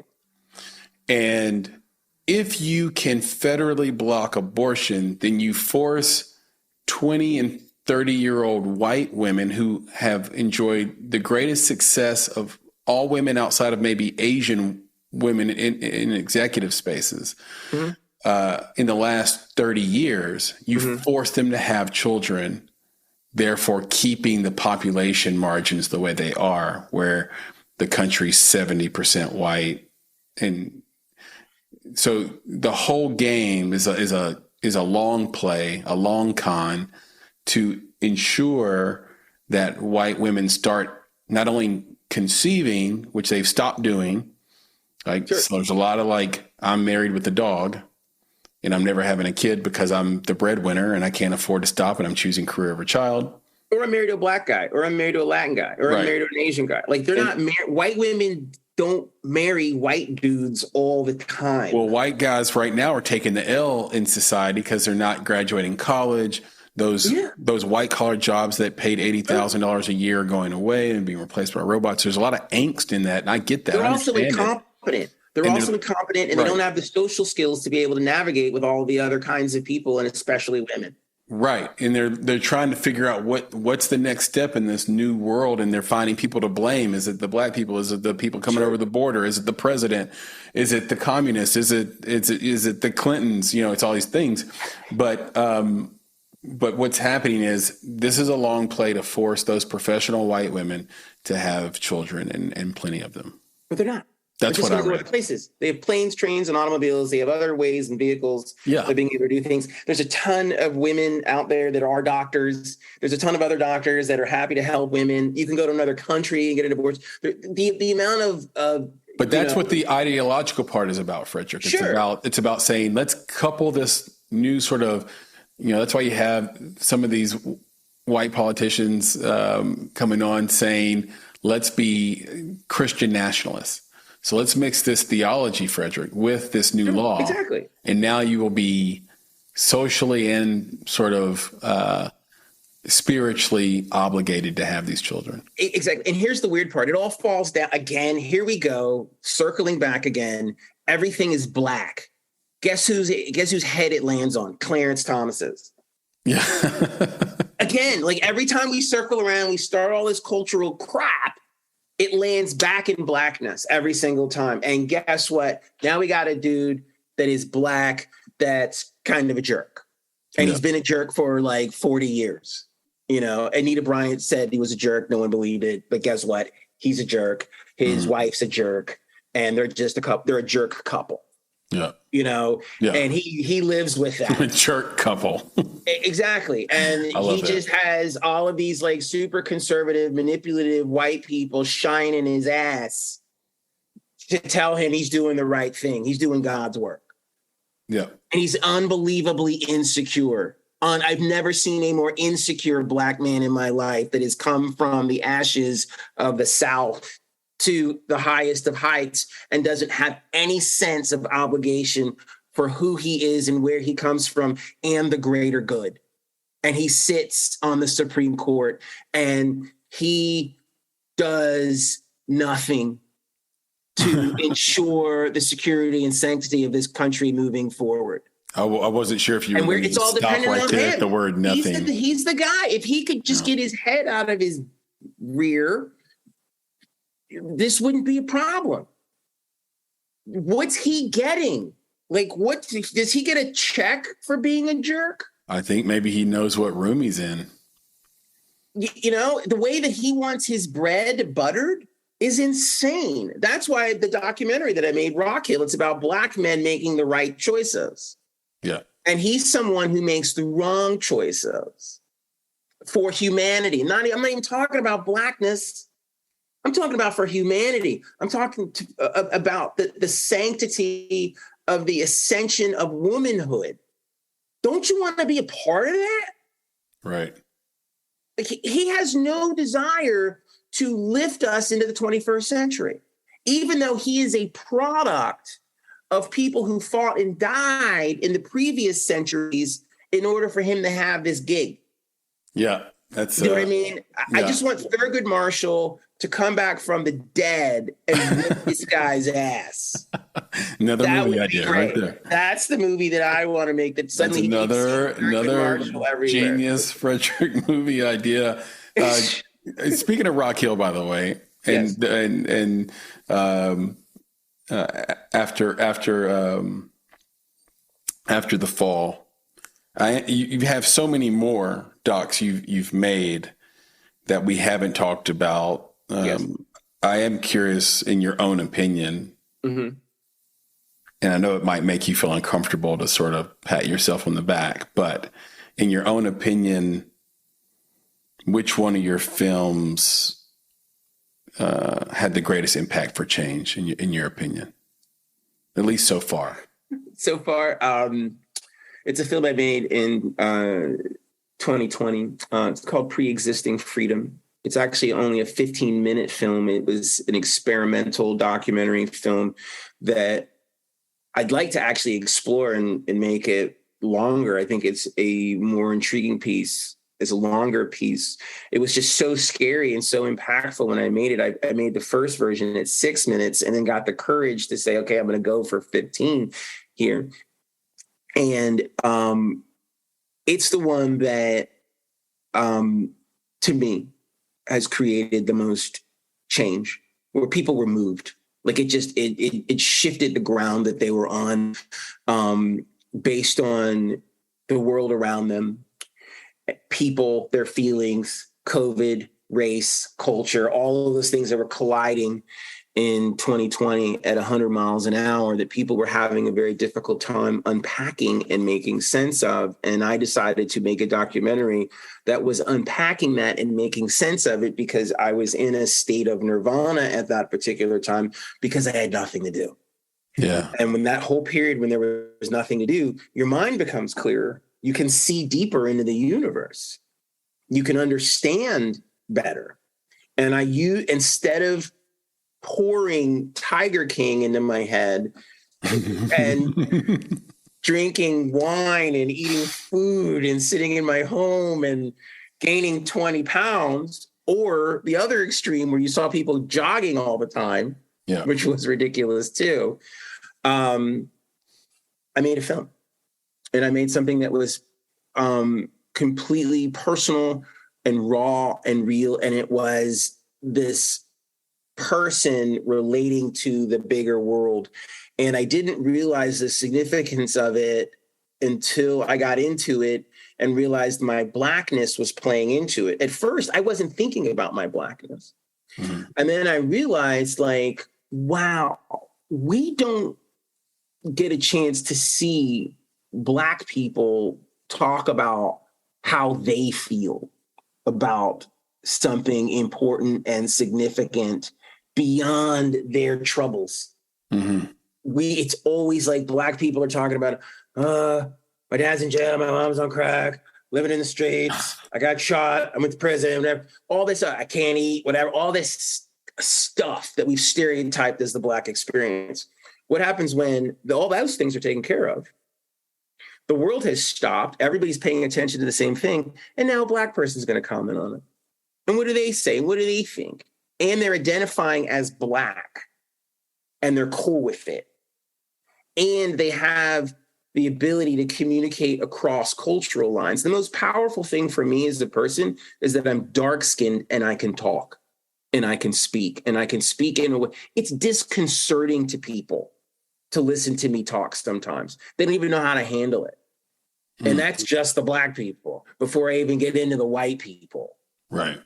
You know what kind of person really likes the way I talk? Asians. Asian people really like, because I speak clearly and distinctly, and they love the way they want to talk like me. They're like, you talk so clearly. Yeah. You talk past your cultural accents into a space in English where people find you to be very palatable.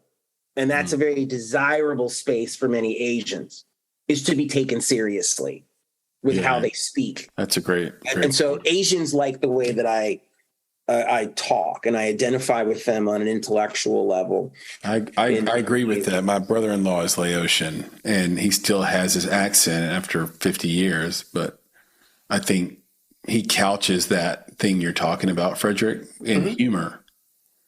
Right. And I think most people do that. It's not a Laotian thing. That's just a human thing. It's like let's couch our insecurities in humor. Let's couch it in violence. Let's couch it in, that's that whole thing where you come home from college as a Black person, and then your uncle sitting there, it's like, I can still whoop your ass. Oh, and and you're like, I'm always going to be hood. Thanks. I appreciate that. Right. And he's couching his insecurity about his intellect in his violence. Exactly. Like the thing he thinks he can still do. I find that endlessly fascinating. And I want to just speak to the power of film. Mm-hmm. And we're both in film because of how powerful it is. Imagine a 15-minute film that can get across what it gets across in that period of time. And I always go back to a great filmmaker, Emil Guiardo, out of Los Angeles, who has a 1-minute short film that will move you. It's literally 1 minute long. And of course, he also has the film on HBO Max, 1, 2, 3, All Eyes on Me, that I've bragged on a lot of times. That everybody should watch that if they get the chance. Frederick, I'm going to take you down a didactic path here. Okay. Because this audience needs and wants to learn, obviously, from an Emmy-winning documentarian like yourself, multiple award-winning documentarian. So let's get into some of these more tactical tool methodology type questions. Sure. What is your approach to narrative on a documentary? Do you know the story arc in advance, or do you trust that one will emerge as you film? It's both. I always go in with a particular story arc or an idea or a predisposition or perception. I think that that's very important in sort of driving yourself forward. I'm a big fan of one of my favorite explorers of all time is Magellan. Mm-hmm. And Magellan, unlike Columbus, Magellan was a real stickler for using the compass and mathematics and like really trying to figure out where the hell he was going, Columbus was kind of winging it sometimes, and then what it allowed Magellan to do was make adjustments when things would get a little wacky. Okay. And it created an opportunity for him to discover things that Columbus never discovered. Like, Magellan discovered the Magellan Straits at the bottom of South America. Columbus was a clown and found his way to the Caribbean, was calling everybody an Indian. That's Columbus. He was a meatball. And so this is, how hard is it to, as a filmmaker, not force your preconceived story arc into the story? To not manipulate it? It's going to come out, whether you think it is or it's not. Sometimes you can control it. And you have to push past that. Like sometimes people will do something so insane and outrageous that you just want to turn the camera off. Okay. But you're like, I can't, because it's their truth. And I fight with other people that work with me all the time. It's the biggest problem I have with working with other people in documentaries. They're always turning my camera off. Because I don't like that. That was too weird. I don't understand that. That was like, and they push certain narratives. And I'm like, you've got to keep it rolling. And then you have to know when to shut up and not stick your nose in it too. Because the other problem is that a lot of people, and I hate to say this, but a certain number of my friends of color that make documentaries, they're in there needling.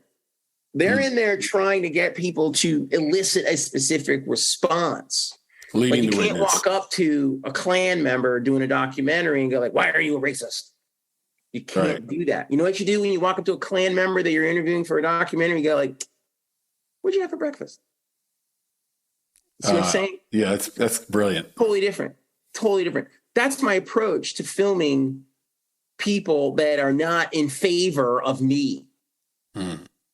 Yeah. You have to break them down. And they break themselves down. You can't open anybody up. Like this fantasy that we have as documentary filmmakers sometimes, and I'm going to make the thing that's going to change the world. I'm going to make people see and understand, blah, blah, blah, blah. Not going to happen.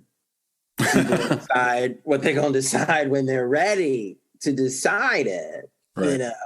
Now, interesting documentary. Like if you had interviewed some of the people that, ran up on the Capitol building on January 6th, before they had the idea, they're going and you're hanging out with them before they go, and then they do it in the day of, and you have all that footage, and now they're going to jail.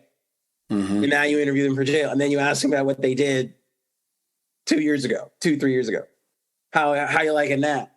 Yeah. Different perspective. Somebody that's like, oh yeah, COVID's not anything, blah, blah, blah. And then you go interview someone that survived being on a ventilator. Mm-hmm. And then like, oh, well, I got a different opinion. That's right.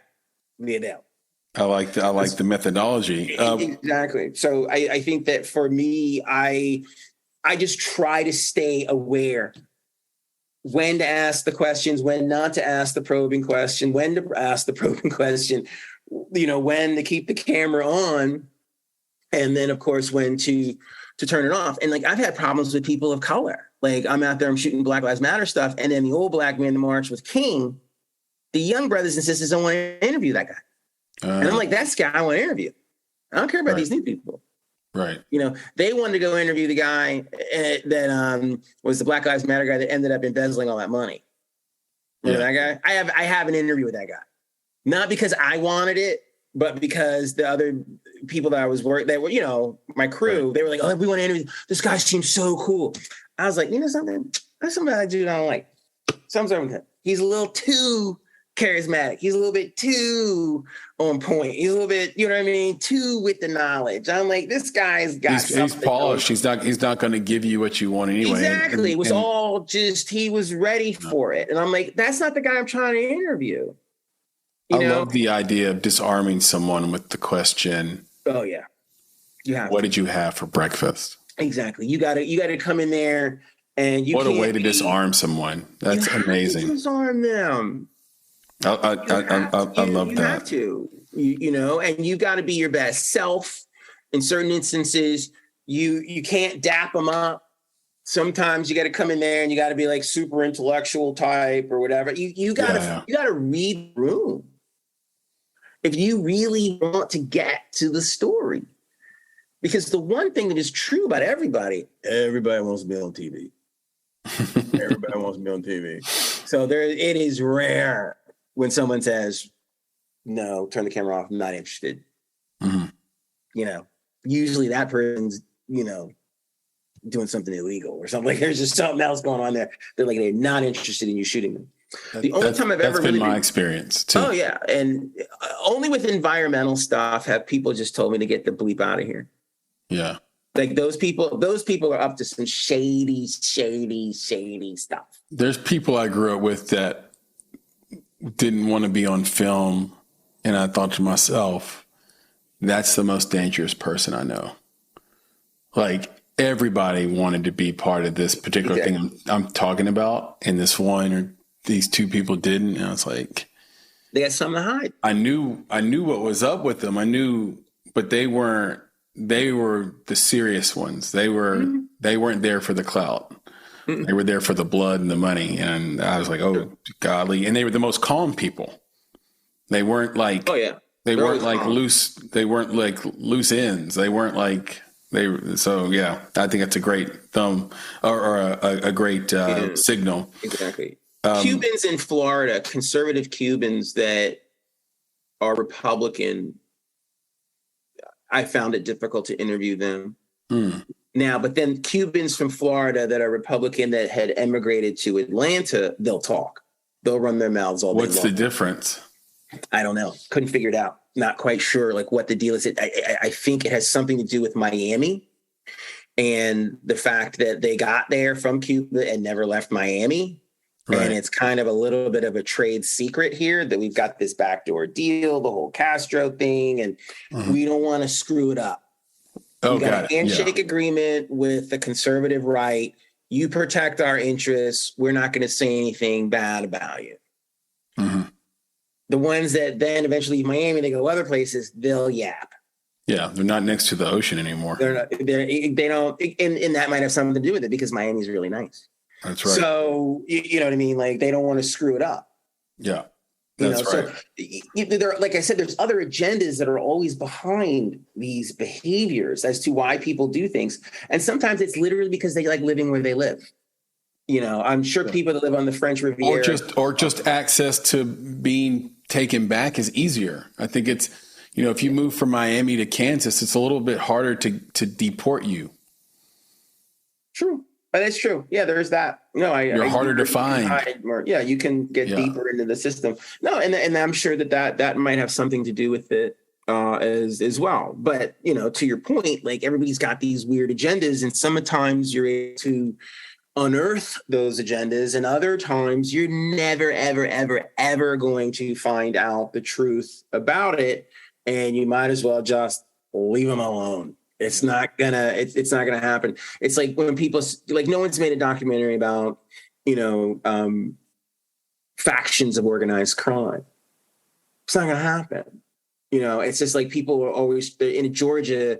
It's like, let's make a documentary about, you know, the sex trafficking industry, and like 45,000 young women are moved around every year. You ain't making that documentary. It's not happening. You can make it, but the information you get might not be novel. It's going to be skewed, and you might not make it. Right. You know what I mean? There are a few like crime documentaries, but it's all found footage. It's like a found footage doc, or like clippings and library posts. It's a totally different deal. But it's very difficult to get like a whole doc on an organized crime family, and you're getting first person accounts in modern time. That's really, really difficult to do. In terms of just making documentary and making film, what is your approach to financing? Is there a tip or a trick you can share with the listeners of this podcast, this audience, this global audience, I should say, about the many ways and best ways to fund a film? Funding a film boils down to currency, obviously. Now, you have to define what currency is. Now, currency is many things on many different levels. Currency is influence. Currency is also talent and ability and expertise and technical prowess as well. Currency is also access. And of course, currency is good old-fashioned currency. It's money. Right. You know, and those are moving paradigms within the constellation of you trying to make a documentary. And trying to make a documentary is like trying to travel across the solar system. You know, it's not specific. Making a movie is like going from one planet to another. We're going to Jupiter. That's making a movie. We're kind of just getting out there in space, and we're not sure if we're going to land on Jupiter or we're going to end up on Saturn or Pluto. That's a documentary. Yeah. And you have to be prepared for that and have the wherewithal and the bandwidth to be able to pull that off. And one of the big mistakes that a lot of documentary filmmakers make is that they have an idea, but that's it. Some of them have an idea and they have money, and that's it. And they screw that up, or they don't have the physical talent. They don't have the vision, or they don't have the technical talent. They don't have the access or the hookups or whatever. There's so many people that are like, I want to make this. I had so many people say, I want to make documentaries about strip clubs in Atlanta. And then they go in there and they get the ass beat in the parking lot trying to get into a strip club. Shit. I'm like, you have no access. You didn't think about that when they broke the camera over your head. Said, get out of here. Doesn't work that way. You have to have access to things, and credibility can do it if you've done documentaries before and you're award winning. I mean, Ken Burns can walk into any situation. Yeah. As soon as whatever he wants to make, right? Whatever he wants to do. Errol Morris can do that, So Michael Moore had, he had his moment, a hot minute. He could just kind of do whatever he wanted to do. But even with Michael Moore, once he started really pissing people off, he lost the access.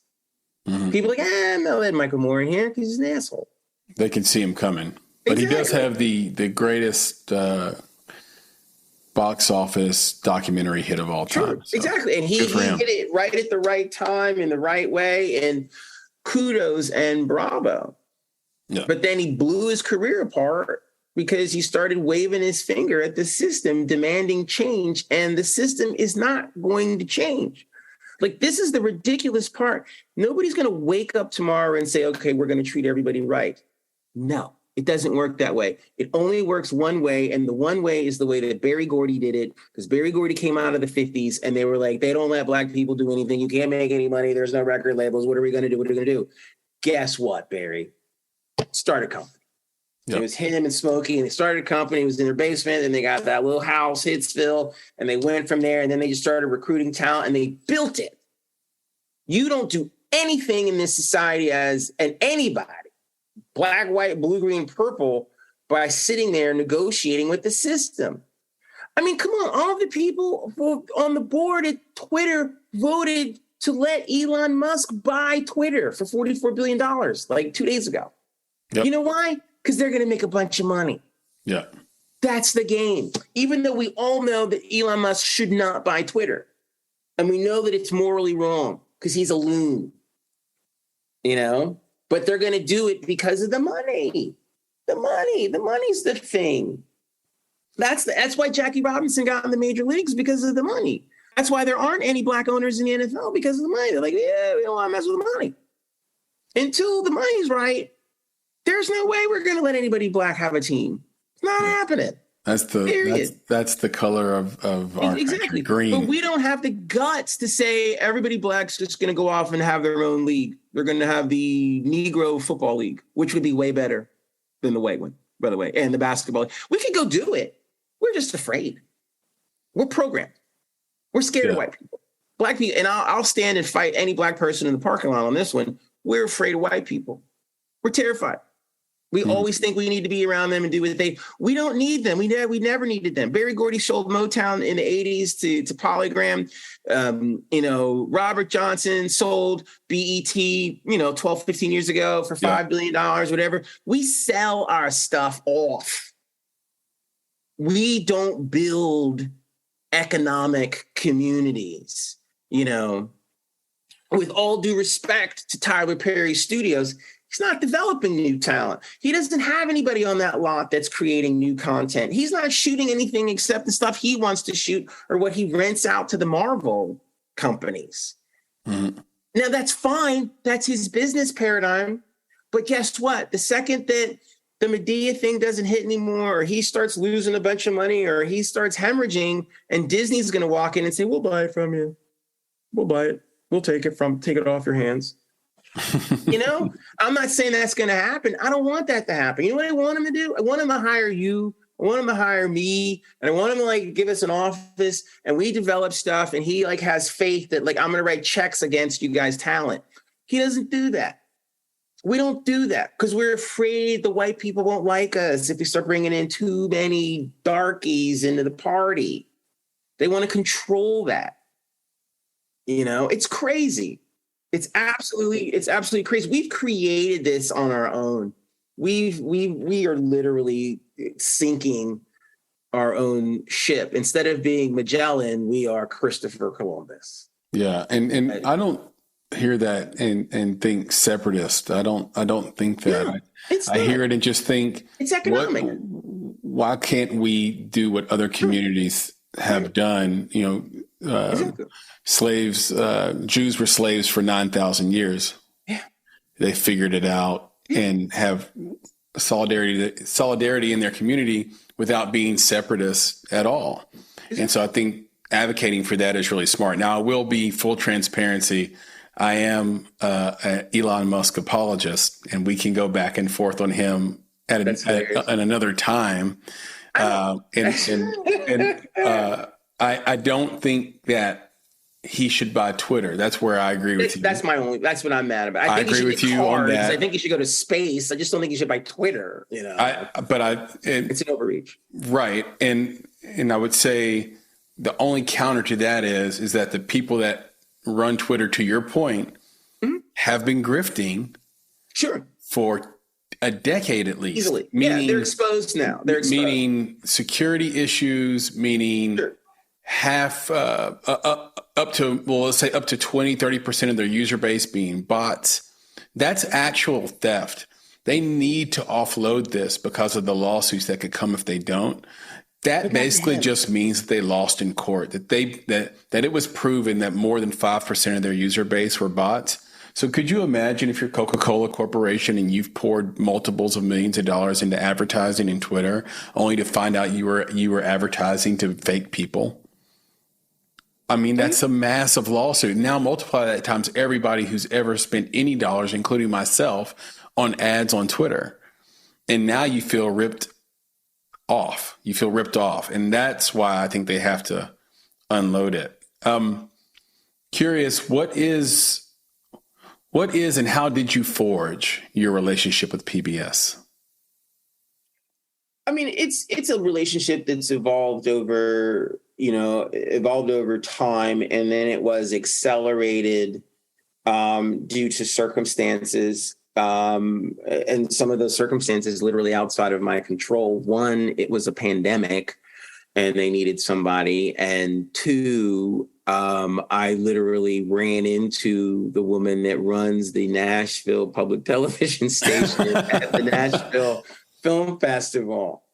But you put yourself into those spaces. Now, I had a relationship with PBS in the past through some other projects that I had worked on. Right.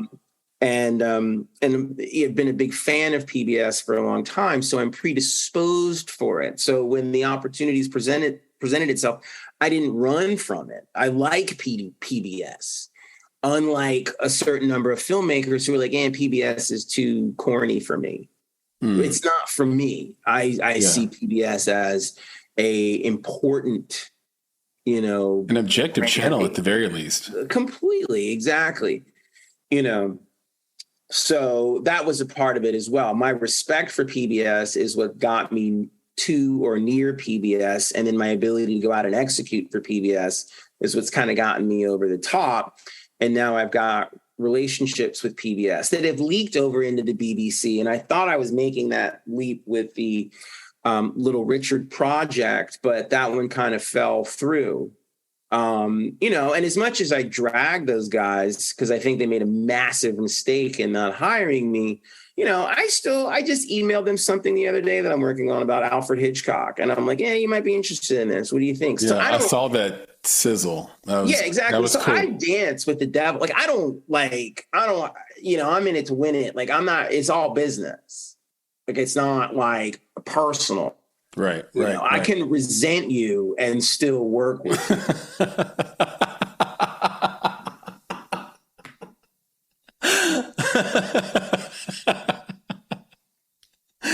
I might name this podcast that. So were you nominated? Tell us about the Emmy process. Were you nominated for an Emmy Or did you have to advocate for yourself to get the Emmy? How does it work? It's a little bit of both. You got to get on their radar, for one. PBS is always interested in that kind of thing. PBS obviously is an organization that has won a gazillion Emmys. So things that they find of merit, they're going to push and they're going to support and back. And so that was basically how it evolved. Initially, no one thought that it was going to be like an Emmy-winning piece. They weren't really sure. It was during the pandemic. You know, people weren't allowed to fly anywhere. They had to let me do it on my own. I was doing my own thing with it and how it was being put together. But it worked out. And it's not only an Emmy-winning piece, it's a Telly-winning piece. Oh, you got a Telly. I love it. I got a Telly. And then it also gets screened at film festivals, you know, all over, you know, exciting. Which is great, from, you know, Palm Springs all the way to Birmingham, Alabama. And I think it's a very important piece. And once again, it's the focus is on Black men and another aspect of the Black male experience, which is the LGBTQ experience as well, which is an interesting counter to the hip hop cisgendered universe of Black men and the Black female universe. It's not either one of those things. And that's what drew me into it. I mean, I'm a cisgendered Black male, but I have a very strong allegiance to Black men in the LGBTQ community because my favorite uncle, my mother's brother, was a part of that community and passed away prematurely due to HIV. So I feel very strongly about that. So I'm very driven in that space. And you know what it does? It just rubs lame Black people the wrong way. And I kind of get off on that too. So I'm not going to lie to you. I love irritating other Black filmmakers and challenging their positions on things when it comes to, you know, stereotype and sexuality and things like that. I think they're a little bit too pent up sometimes, and they're too judgmental, and, you know, they feel some kind of way about gay Black men and all this other crap. And I'm like, whatever, eat this. How do you specifically advocate for yourself? Like, what is the best way, if you were going to tell someone, here's how you advocate for yourself to get an Emmy? What's the first thing they should do? You got to do something that's worthwhile. You got to sit down and you got to say, okay, I got to do a project that's going to like really stand out. That's going to be something that's meaningful and purposeful or innovative. So it's the film itself. Absolutely. It always comes back to the film itself, you know, and it's got to be something that you feel passionate about and that your passion is transferable into the piece. It should feel like an extension of you. Yes. And then you're putting yourself in the position to win awards, and not just an Emmy, but, you know, a Telly and a lot of other things as well. But you have to find something that has purpose and gravitas and gravity and grit to it as well. It just can't be something that's sort of a fly by night kind of thing. And, you know, unless you're going to go get Kevin Hart to host it or something like that, then you got to come in and find celebrity to buoy it up. And that's a choice. You can do that if you've got that type of access. Right. Again, currency. There's all of these different levels of currency. So you can make something award-winning with no money if you've got vision, passion, talent, technical talent, and some level of access to something. Yeah. So this idea that I don't have any money, I can't do anything, that's hogwash.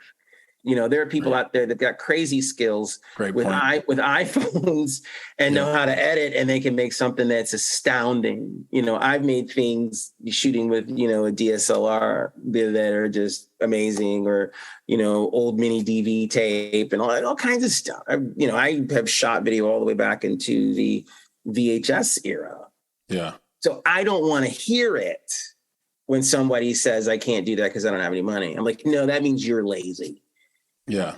Or you like that ingenuity, creativity to sort of take what you have and make something. And make something out of it, because that's how our people got here. Like, you know, the survivability of, who we are as people. There are probably a lot of things that are very similar between your mother and my mother as far as how they survive and the values that they put inside of us too, as far as, belief systems, hard work, a sense of fair play, the spirit of team and community and stuff like that. They both were in healthcare for sure. I think Gloria and Gwen would have been good friends.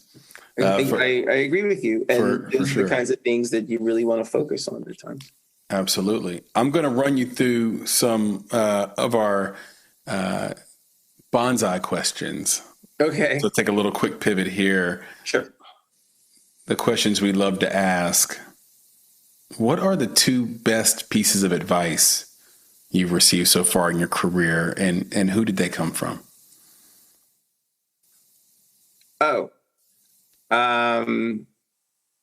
One filmmaker that I knew when I first got started in Atlanta, and it was if half the people love you and half the people hate you, you're doing something right.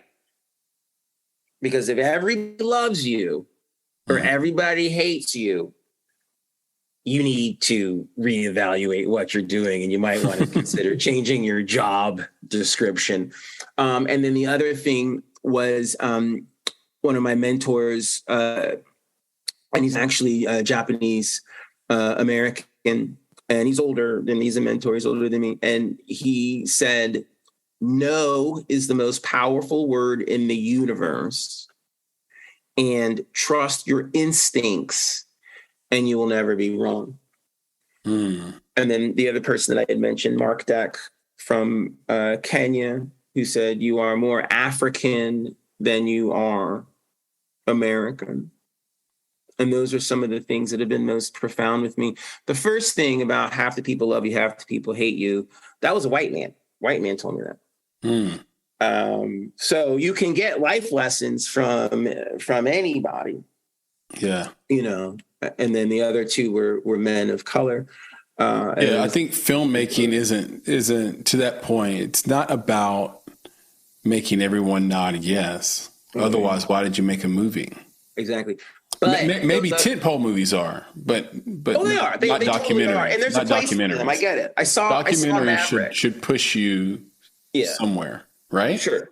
Oh, absolutely. But those people that don't get it, you still got to keep them in the boat. And I say this all the time to filmmakers of color, because they always act like, well, I don't care if they don't like it, whatever. And I'm like, what are you doing? You're throwing people out of the boat. That's insane. Yeah. It is your job as the filmmaker to reach deeper, to keep that person that is the doubter, that is the disbeliever. You're an evangelist. You run a church. You don't want anybody to leave the church. And the ones that aren't sure, you got to work a little harder to keep them in the church. That's your job. And these filmmakers are so soft. And I'm going to drag these filmmakers of color for a second. They're so they think like the world revolves around them and everybody gives a crap about their opinions. And if no one likes what they think, they're like, so what? Who cares? Blah, blah, blah. But I'm going to be on the red carpet and I want to be rich. I want to be famous, all this other stuff. And I'm like, you have no skills. You have no ability to talk to someone who doesn't understand you or like you. Yeah. All of the stuff I have done that has gotten me over the top, that has been award winning, I have dealt with people that don't like me, or they're not sure about me, or I'm weirding them out, or I'm making them feel uncomfortable, or whatever. That's the real story. That's filmmaking. That's what makes Gordon Parks' photography so great. When you look back and like he's taking pictures during the civil rights era and stuff like that, and a little girl standing in front of a colored only sign, and you're like, I'm sure everybody was like, we hate that black guy that keeps coming around taking pictures. Yeah, for sure. They hated him. But now, guess what? He's revered. He's one of the greatest photographers in American history. Speaking of artists that you need to drag so you can teach them a thing, how about we flip it and talk about artists that you admire and want to emulate? I'm curious, who are those creatives and what do they do from a technical or skill standpoint that makes their work stand apart? It's so complex because of the deluge of impotent Black art right now that you have to not only dig through a lot of crap to find people that are alive. You're forced to go back in time. You know, like I can sit around and talk about Jean-Michel Basquiat all day, but he's gone. I can talk about Thelonious Monk all day. I can talk about Frederick Douglass all day. You know, now, then there are the people that are here, you know, and then for me, it is Neil Tyson deGrasse. It is, I mean, I just think that guy's just the bomb diggity. Like, I'm just like, God, this guy's like so amazing and so smart. Cornel West is another one. And that's someone I've had the pleasure of meeting and being around and interviewing. And I'm just like, this guy's God. Like he's fears nothing. And by him fearing nothing, that's why he gets all this BS thrust upon him, because he fears nothing. And I admire that. I mean, Yale told him to clear out his desk. That's crazy. You know, Yale's not trying to fire Black people, right? But they will get rid of those that talk too much about stuff they don't want to hear. And I respect that. I admire that. Steve McQueen, the director of 12 Years a Slave, I think he's fantastic. I think he's a genius. I think he doesn't work enough, or he's not trying to work enough, or he doesn't care. I don't know what the deal is. He lives in London. He's not playing this American game. I think that's fascinating. Yeah. I wish I could see more from him. I mean, he's made some other great films earlier in his career that are amazing as well, and outside of the Black diaspora as well. He's a fully formed filmmaker of color, which I really like. Guillermo del Toro is amazing. Is well. One of my favorite films that I've seen in the past several years is Parasite. I just think it's a phenomenal. Parasite's amazing. It's amazing. It's just it's amazing. I'm breathless, speechless. Like I don't know what to say. I mean, the last time I was affected that way about a film, it was Moonlight. Yeah, you know, where I'm just like, oh my God, this is just so dangerous and in depth as far as social hierarchy, social order, challenging people's belief systems and insecurities and stuff like that. So, you know, I want to see more of that. It's interesting too, because one of my favorite tentpole movies was just the first one. It was the first Wonder Woman movie. Yeah.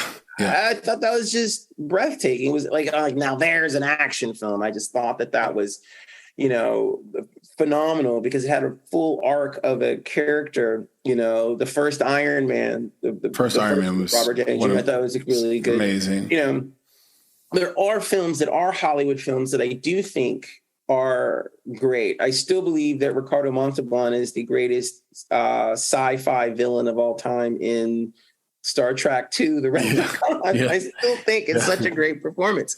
So it is there. I do see those things as well. And then there are things like, I still love The Breakfast Club by, you know, John Hughes. Yeah. You know, there's some of that. John Hughes almost never missed. What's that? I said John Hughes almost never missed. Yeah, it was an incredible run that he had. He just really understood his space. And I just wish there were more filmmakers of color that would understand their space. Right. I think sometimes they try to do too much with their films and say too much. And you got to bring it in. You got to bring it down and pick a lane and go with it and make a great film so you can live another day to make another film. They're trying to encapsulate their entire career in one film. Yeah, and and a lot of times there's a lot of yes manning going on. Oh yeah, that's what I've noticed is that it reminds me of when I was a teenager and I wanted my first car to be a Cadillac, and my father said to me, "But you didn't earn a Cadillac." Mm. And I noticed a lot of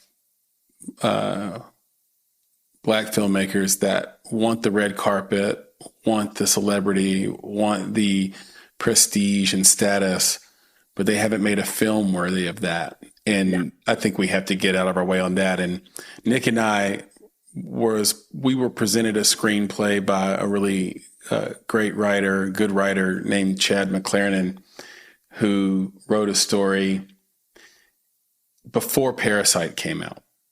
Mm. And it was, I've mentioned this before, it basically was Parasite. Mm. And then Parasite comes out and you're like, oh my God. Now, I think to their credit, that team still made that movie and it's in post right now because they took a different take. And sure. That was the difference. I mean, and the only reason I bring that up is that what made Parasite so great is that it could have been a horror film in the way we know horror films, but it took a social angle, which elevated it to movie of the year status. Whereas the screenplay we were given went straight down the horror route based on trying to meet some budgetary limitation and some idea of indie film. And sometimes you're just too smart for your own good because there was a lot of different ways to play that. And, but they're good filmmakers. And I think that when it does come out of post, it's going to be great. I can't wait to see what they do with it. But I know it had to be a gut punch to see basically the movie you've written come out and win movie of the year. Yeah. That's gotta be an unreal feeling. Mm-hmm. Fr3deR1ck, if I gave you 1 month to teach a new filmmaker how to shoot and produce a documentary, what would be the first 3 things you teach them? Research. Right. Off the top. Say, I'm not even going to tell you the other 2 things until you go out and you do research. You do research. Okay. I'm not even going to tell you. It would be like me being an old Asian man in Kung Fu. And the filmmaker comes to me and asks me questions and I'm answering with riddles and all this other stuff. Yeah. And I would say, you must go do research for your idea. What is your idea? Well, my idea is I want to tell a story about, I don't know, butterflies. That's the documentary. Well, now go research. They're like, well, that's it. Aren't you going to tell me the other 2 things? Go research. Come back.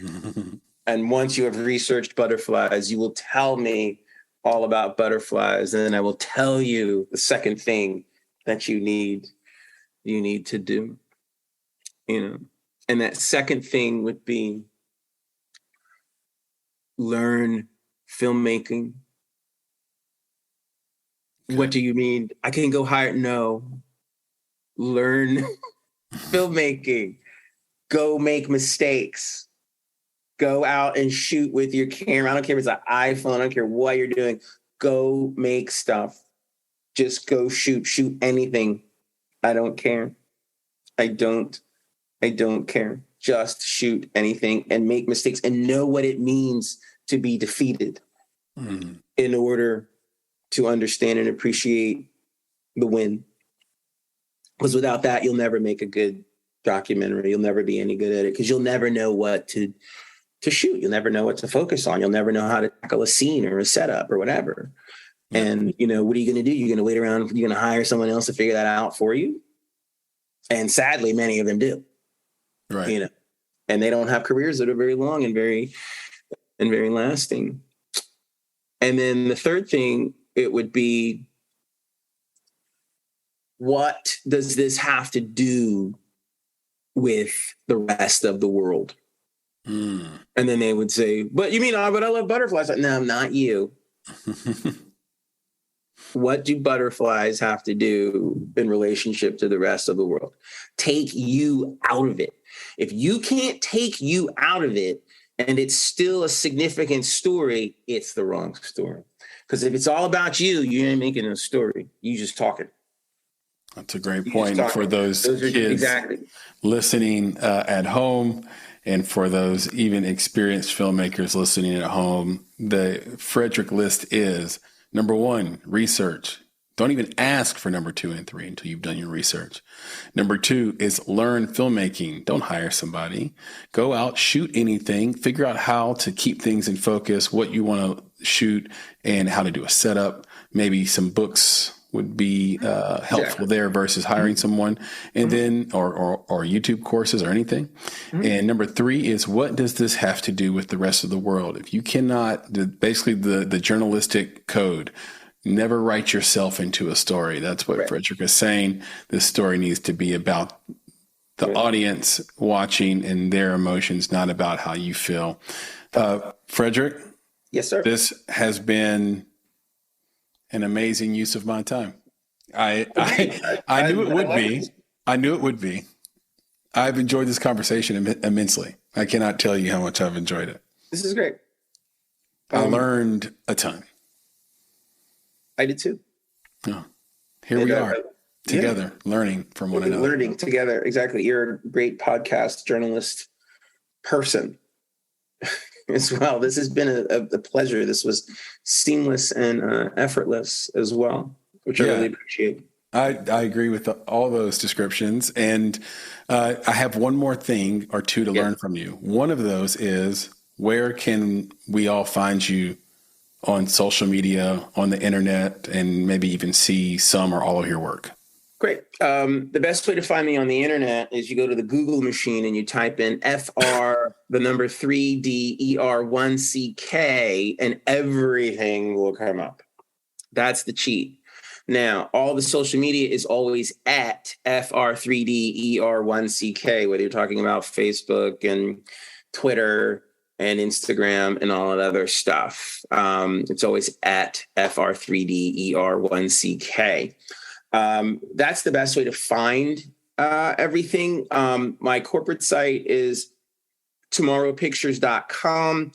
My creative-based streaming site is tomorrowpictures.tv. I highly recommend you go to tomorrowpictures.tv and watch a lot of the curated content that I have up. I think it's awesome.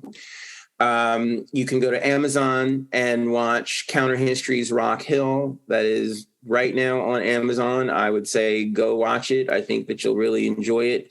And you can go watch my Emmy award-winning piece, If Cities Could Dance, the Atlanta episode, on the Roku app within the PBS platform on the Roku app. You go on Roku, you go in the search engine, you type in PBS, and then when you get into PBS, they have another search engine, and you type in If Cities Could Dance. And within that, you start looking through the episodes, and you come to the Atlanta episode, and you will see my Emmy award-winning piece. Called about Jay setting, right? Yes, sir. Yeah, I saw that. It was great. Yeah. Congratulations on that. Thank you. I want to do more with it and expand it as well. So it's one of those things that's on a short list of creating some time and some capital to be able to go get it done. Yeah, it was fun. It was fun. It was fun to watch. And look, we'll end on this because I think it's the right thing for a filmmaking podcast, especially an indie film podcast, and for a bunch of us indie filmmakers listening, obviously. Can you tell us the Driving Miss Daisy story? That's a great story. Yes. In closing, I will tell you the Driving Miss Daisy story. I got a huge heads up on that gig or that job because, as you know, Morgan Freeman was in Driving Miss Daisy, Jessica Tandy, Dan Aykroyd, whatever. They had nobody black on the set. And Morgan Freeman said, you should have somebody here black, on set. You're making a film about race and you don't have anybody black. And they went, oh my God, we're already in Atlanta. We got to find someone. Okay, let's call the local film school. Who do they got? Georgia State. I was in school there. I had a professor, Dr. K. Beck. Dr. K. Beck recommended me. She said, I'm going to give you 24 hours to go get this job. I'm not going to tell anybody else about it for 24 hours. Go get the job. And I was like, thanks for the heads up. And went out, got the job. There I was on set now working on a Hollywood film as a lowly camera to-be assistant. At that time, I was just the camera intern. And I was hoping someday to move my way up to being a camera assistant.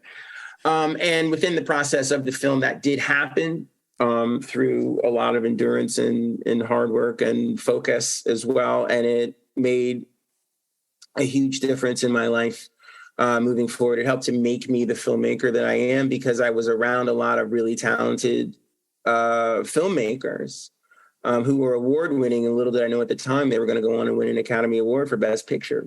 So I was hanging out with a bunch of people, learning from people that were making a Best Picture. And so there's all of these scenes in Driving Miss Daisy where, it's Morgan Freeman and Jessica Tandy, and they're talking, and then like this skinny black kid pops up with his slate and says, "Marker," and then clicks the sticks and then just jogs back down.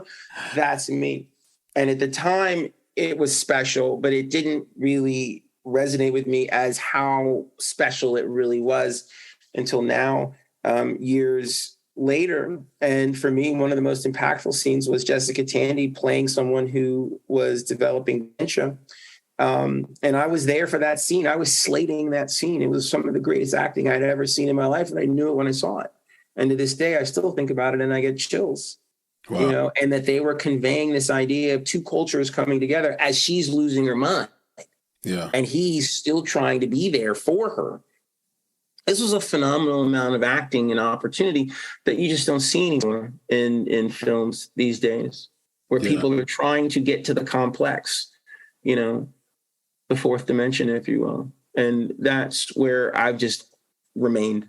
I just believe in, getting beyond the race, the color, the cultural identification, who's black, who's white, who's biracial, gay, straight, blah, blah, blah, blah, blah, trans, whatever. Moving into a space of humanity. I just love, films that are about the humanity of our species. And we don't do enough films like that. And then all those other subjects and topics take care of themselves, because even with the violence and the kids in the streets that are doing all of the bad things, there's still humanity inside of those kids. Because you're like, who is that kid? Why is that kid being driven that way? Why is that kid doing what they're doing? That's the story. It's inside. It's not the violent act. It's the humanity. I don't care about the violent act. I care about what is the humanity that drove them to the violent act. And we don't tell that story enough. And that's what Driving Miss Daisy did for me.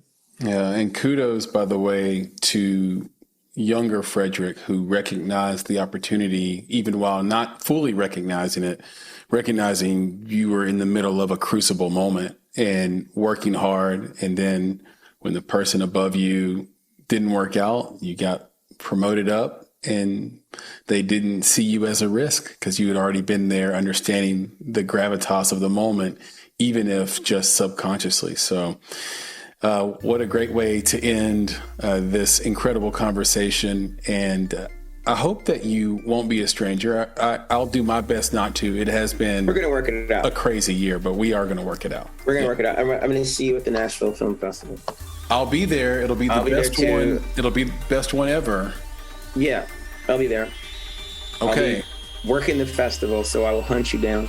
Yeah, hunt me down. Nick will be there too. I think the whole Bonsai team will be there. It's going to be super awesome. I cannot wait to see you in a couple of weeks then, all right? You got it, brother. So I will see you soon. Yes, sir. Be good. Thank you. Peace. Be good. Yes, sir. Hey, gang. One more thing before you go. I want to talk to you about Indie Insights. Indie Insights is our bi-weekly newsletter and love note to the film industry, movies, and the creatives that make them, not to mention you, our esteemed listeners. Inside, you'll find curated industry trends, articles, exclusive commentary, and underappreciated films from filmmakers like you worldwide. And the best part is that it's completely free. So, join today at www.bonsai.film. It just takes a few seconds, and once you sign up, you'll get the very next newsletter. It's that simple. Go to www.bonsai.film to get Indie Insights, our bi-weekly newsletter, and join a network of film creatives like yourself. And don't worry, we'll never sell your information or spam you with a bunch of nonsense emails, just the bi-weekly film industry goodness you need. And if you ever tire of Indie Insights, we hope not, but if you do, simply unsubscribe. No gimmicks, no games. So, one more time, Go to www.bonsai.film to get indie insights for free. And thank you for listening.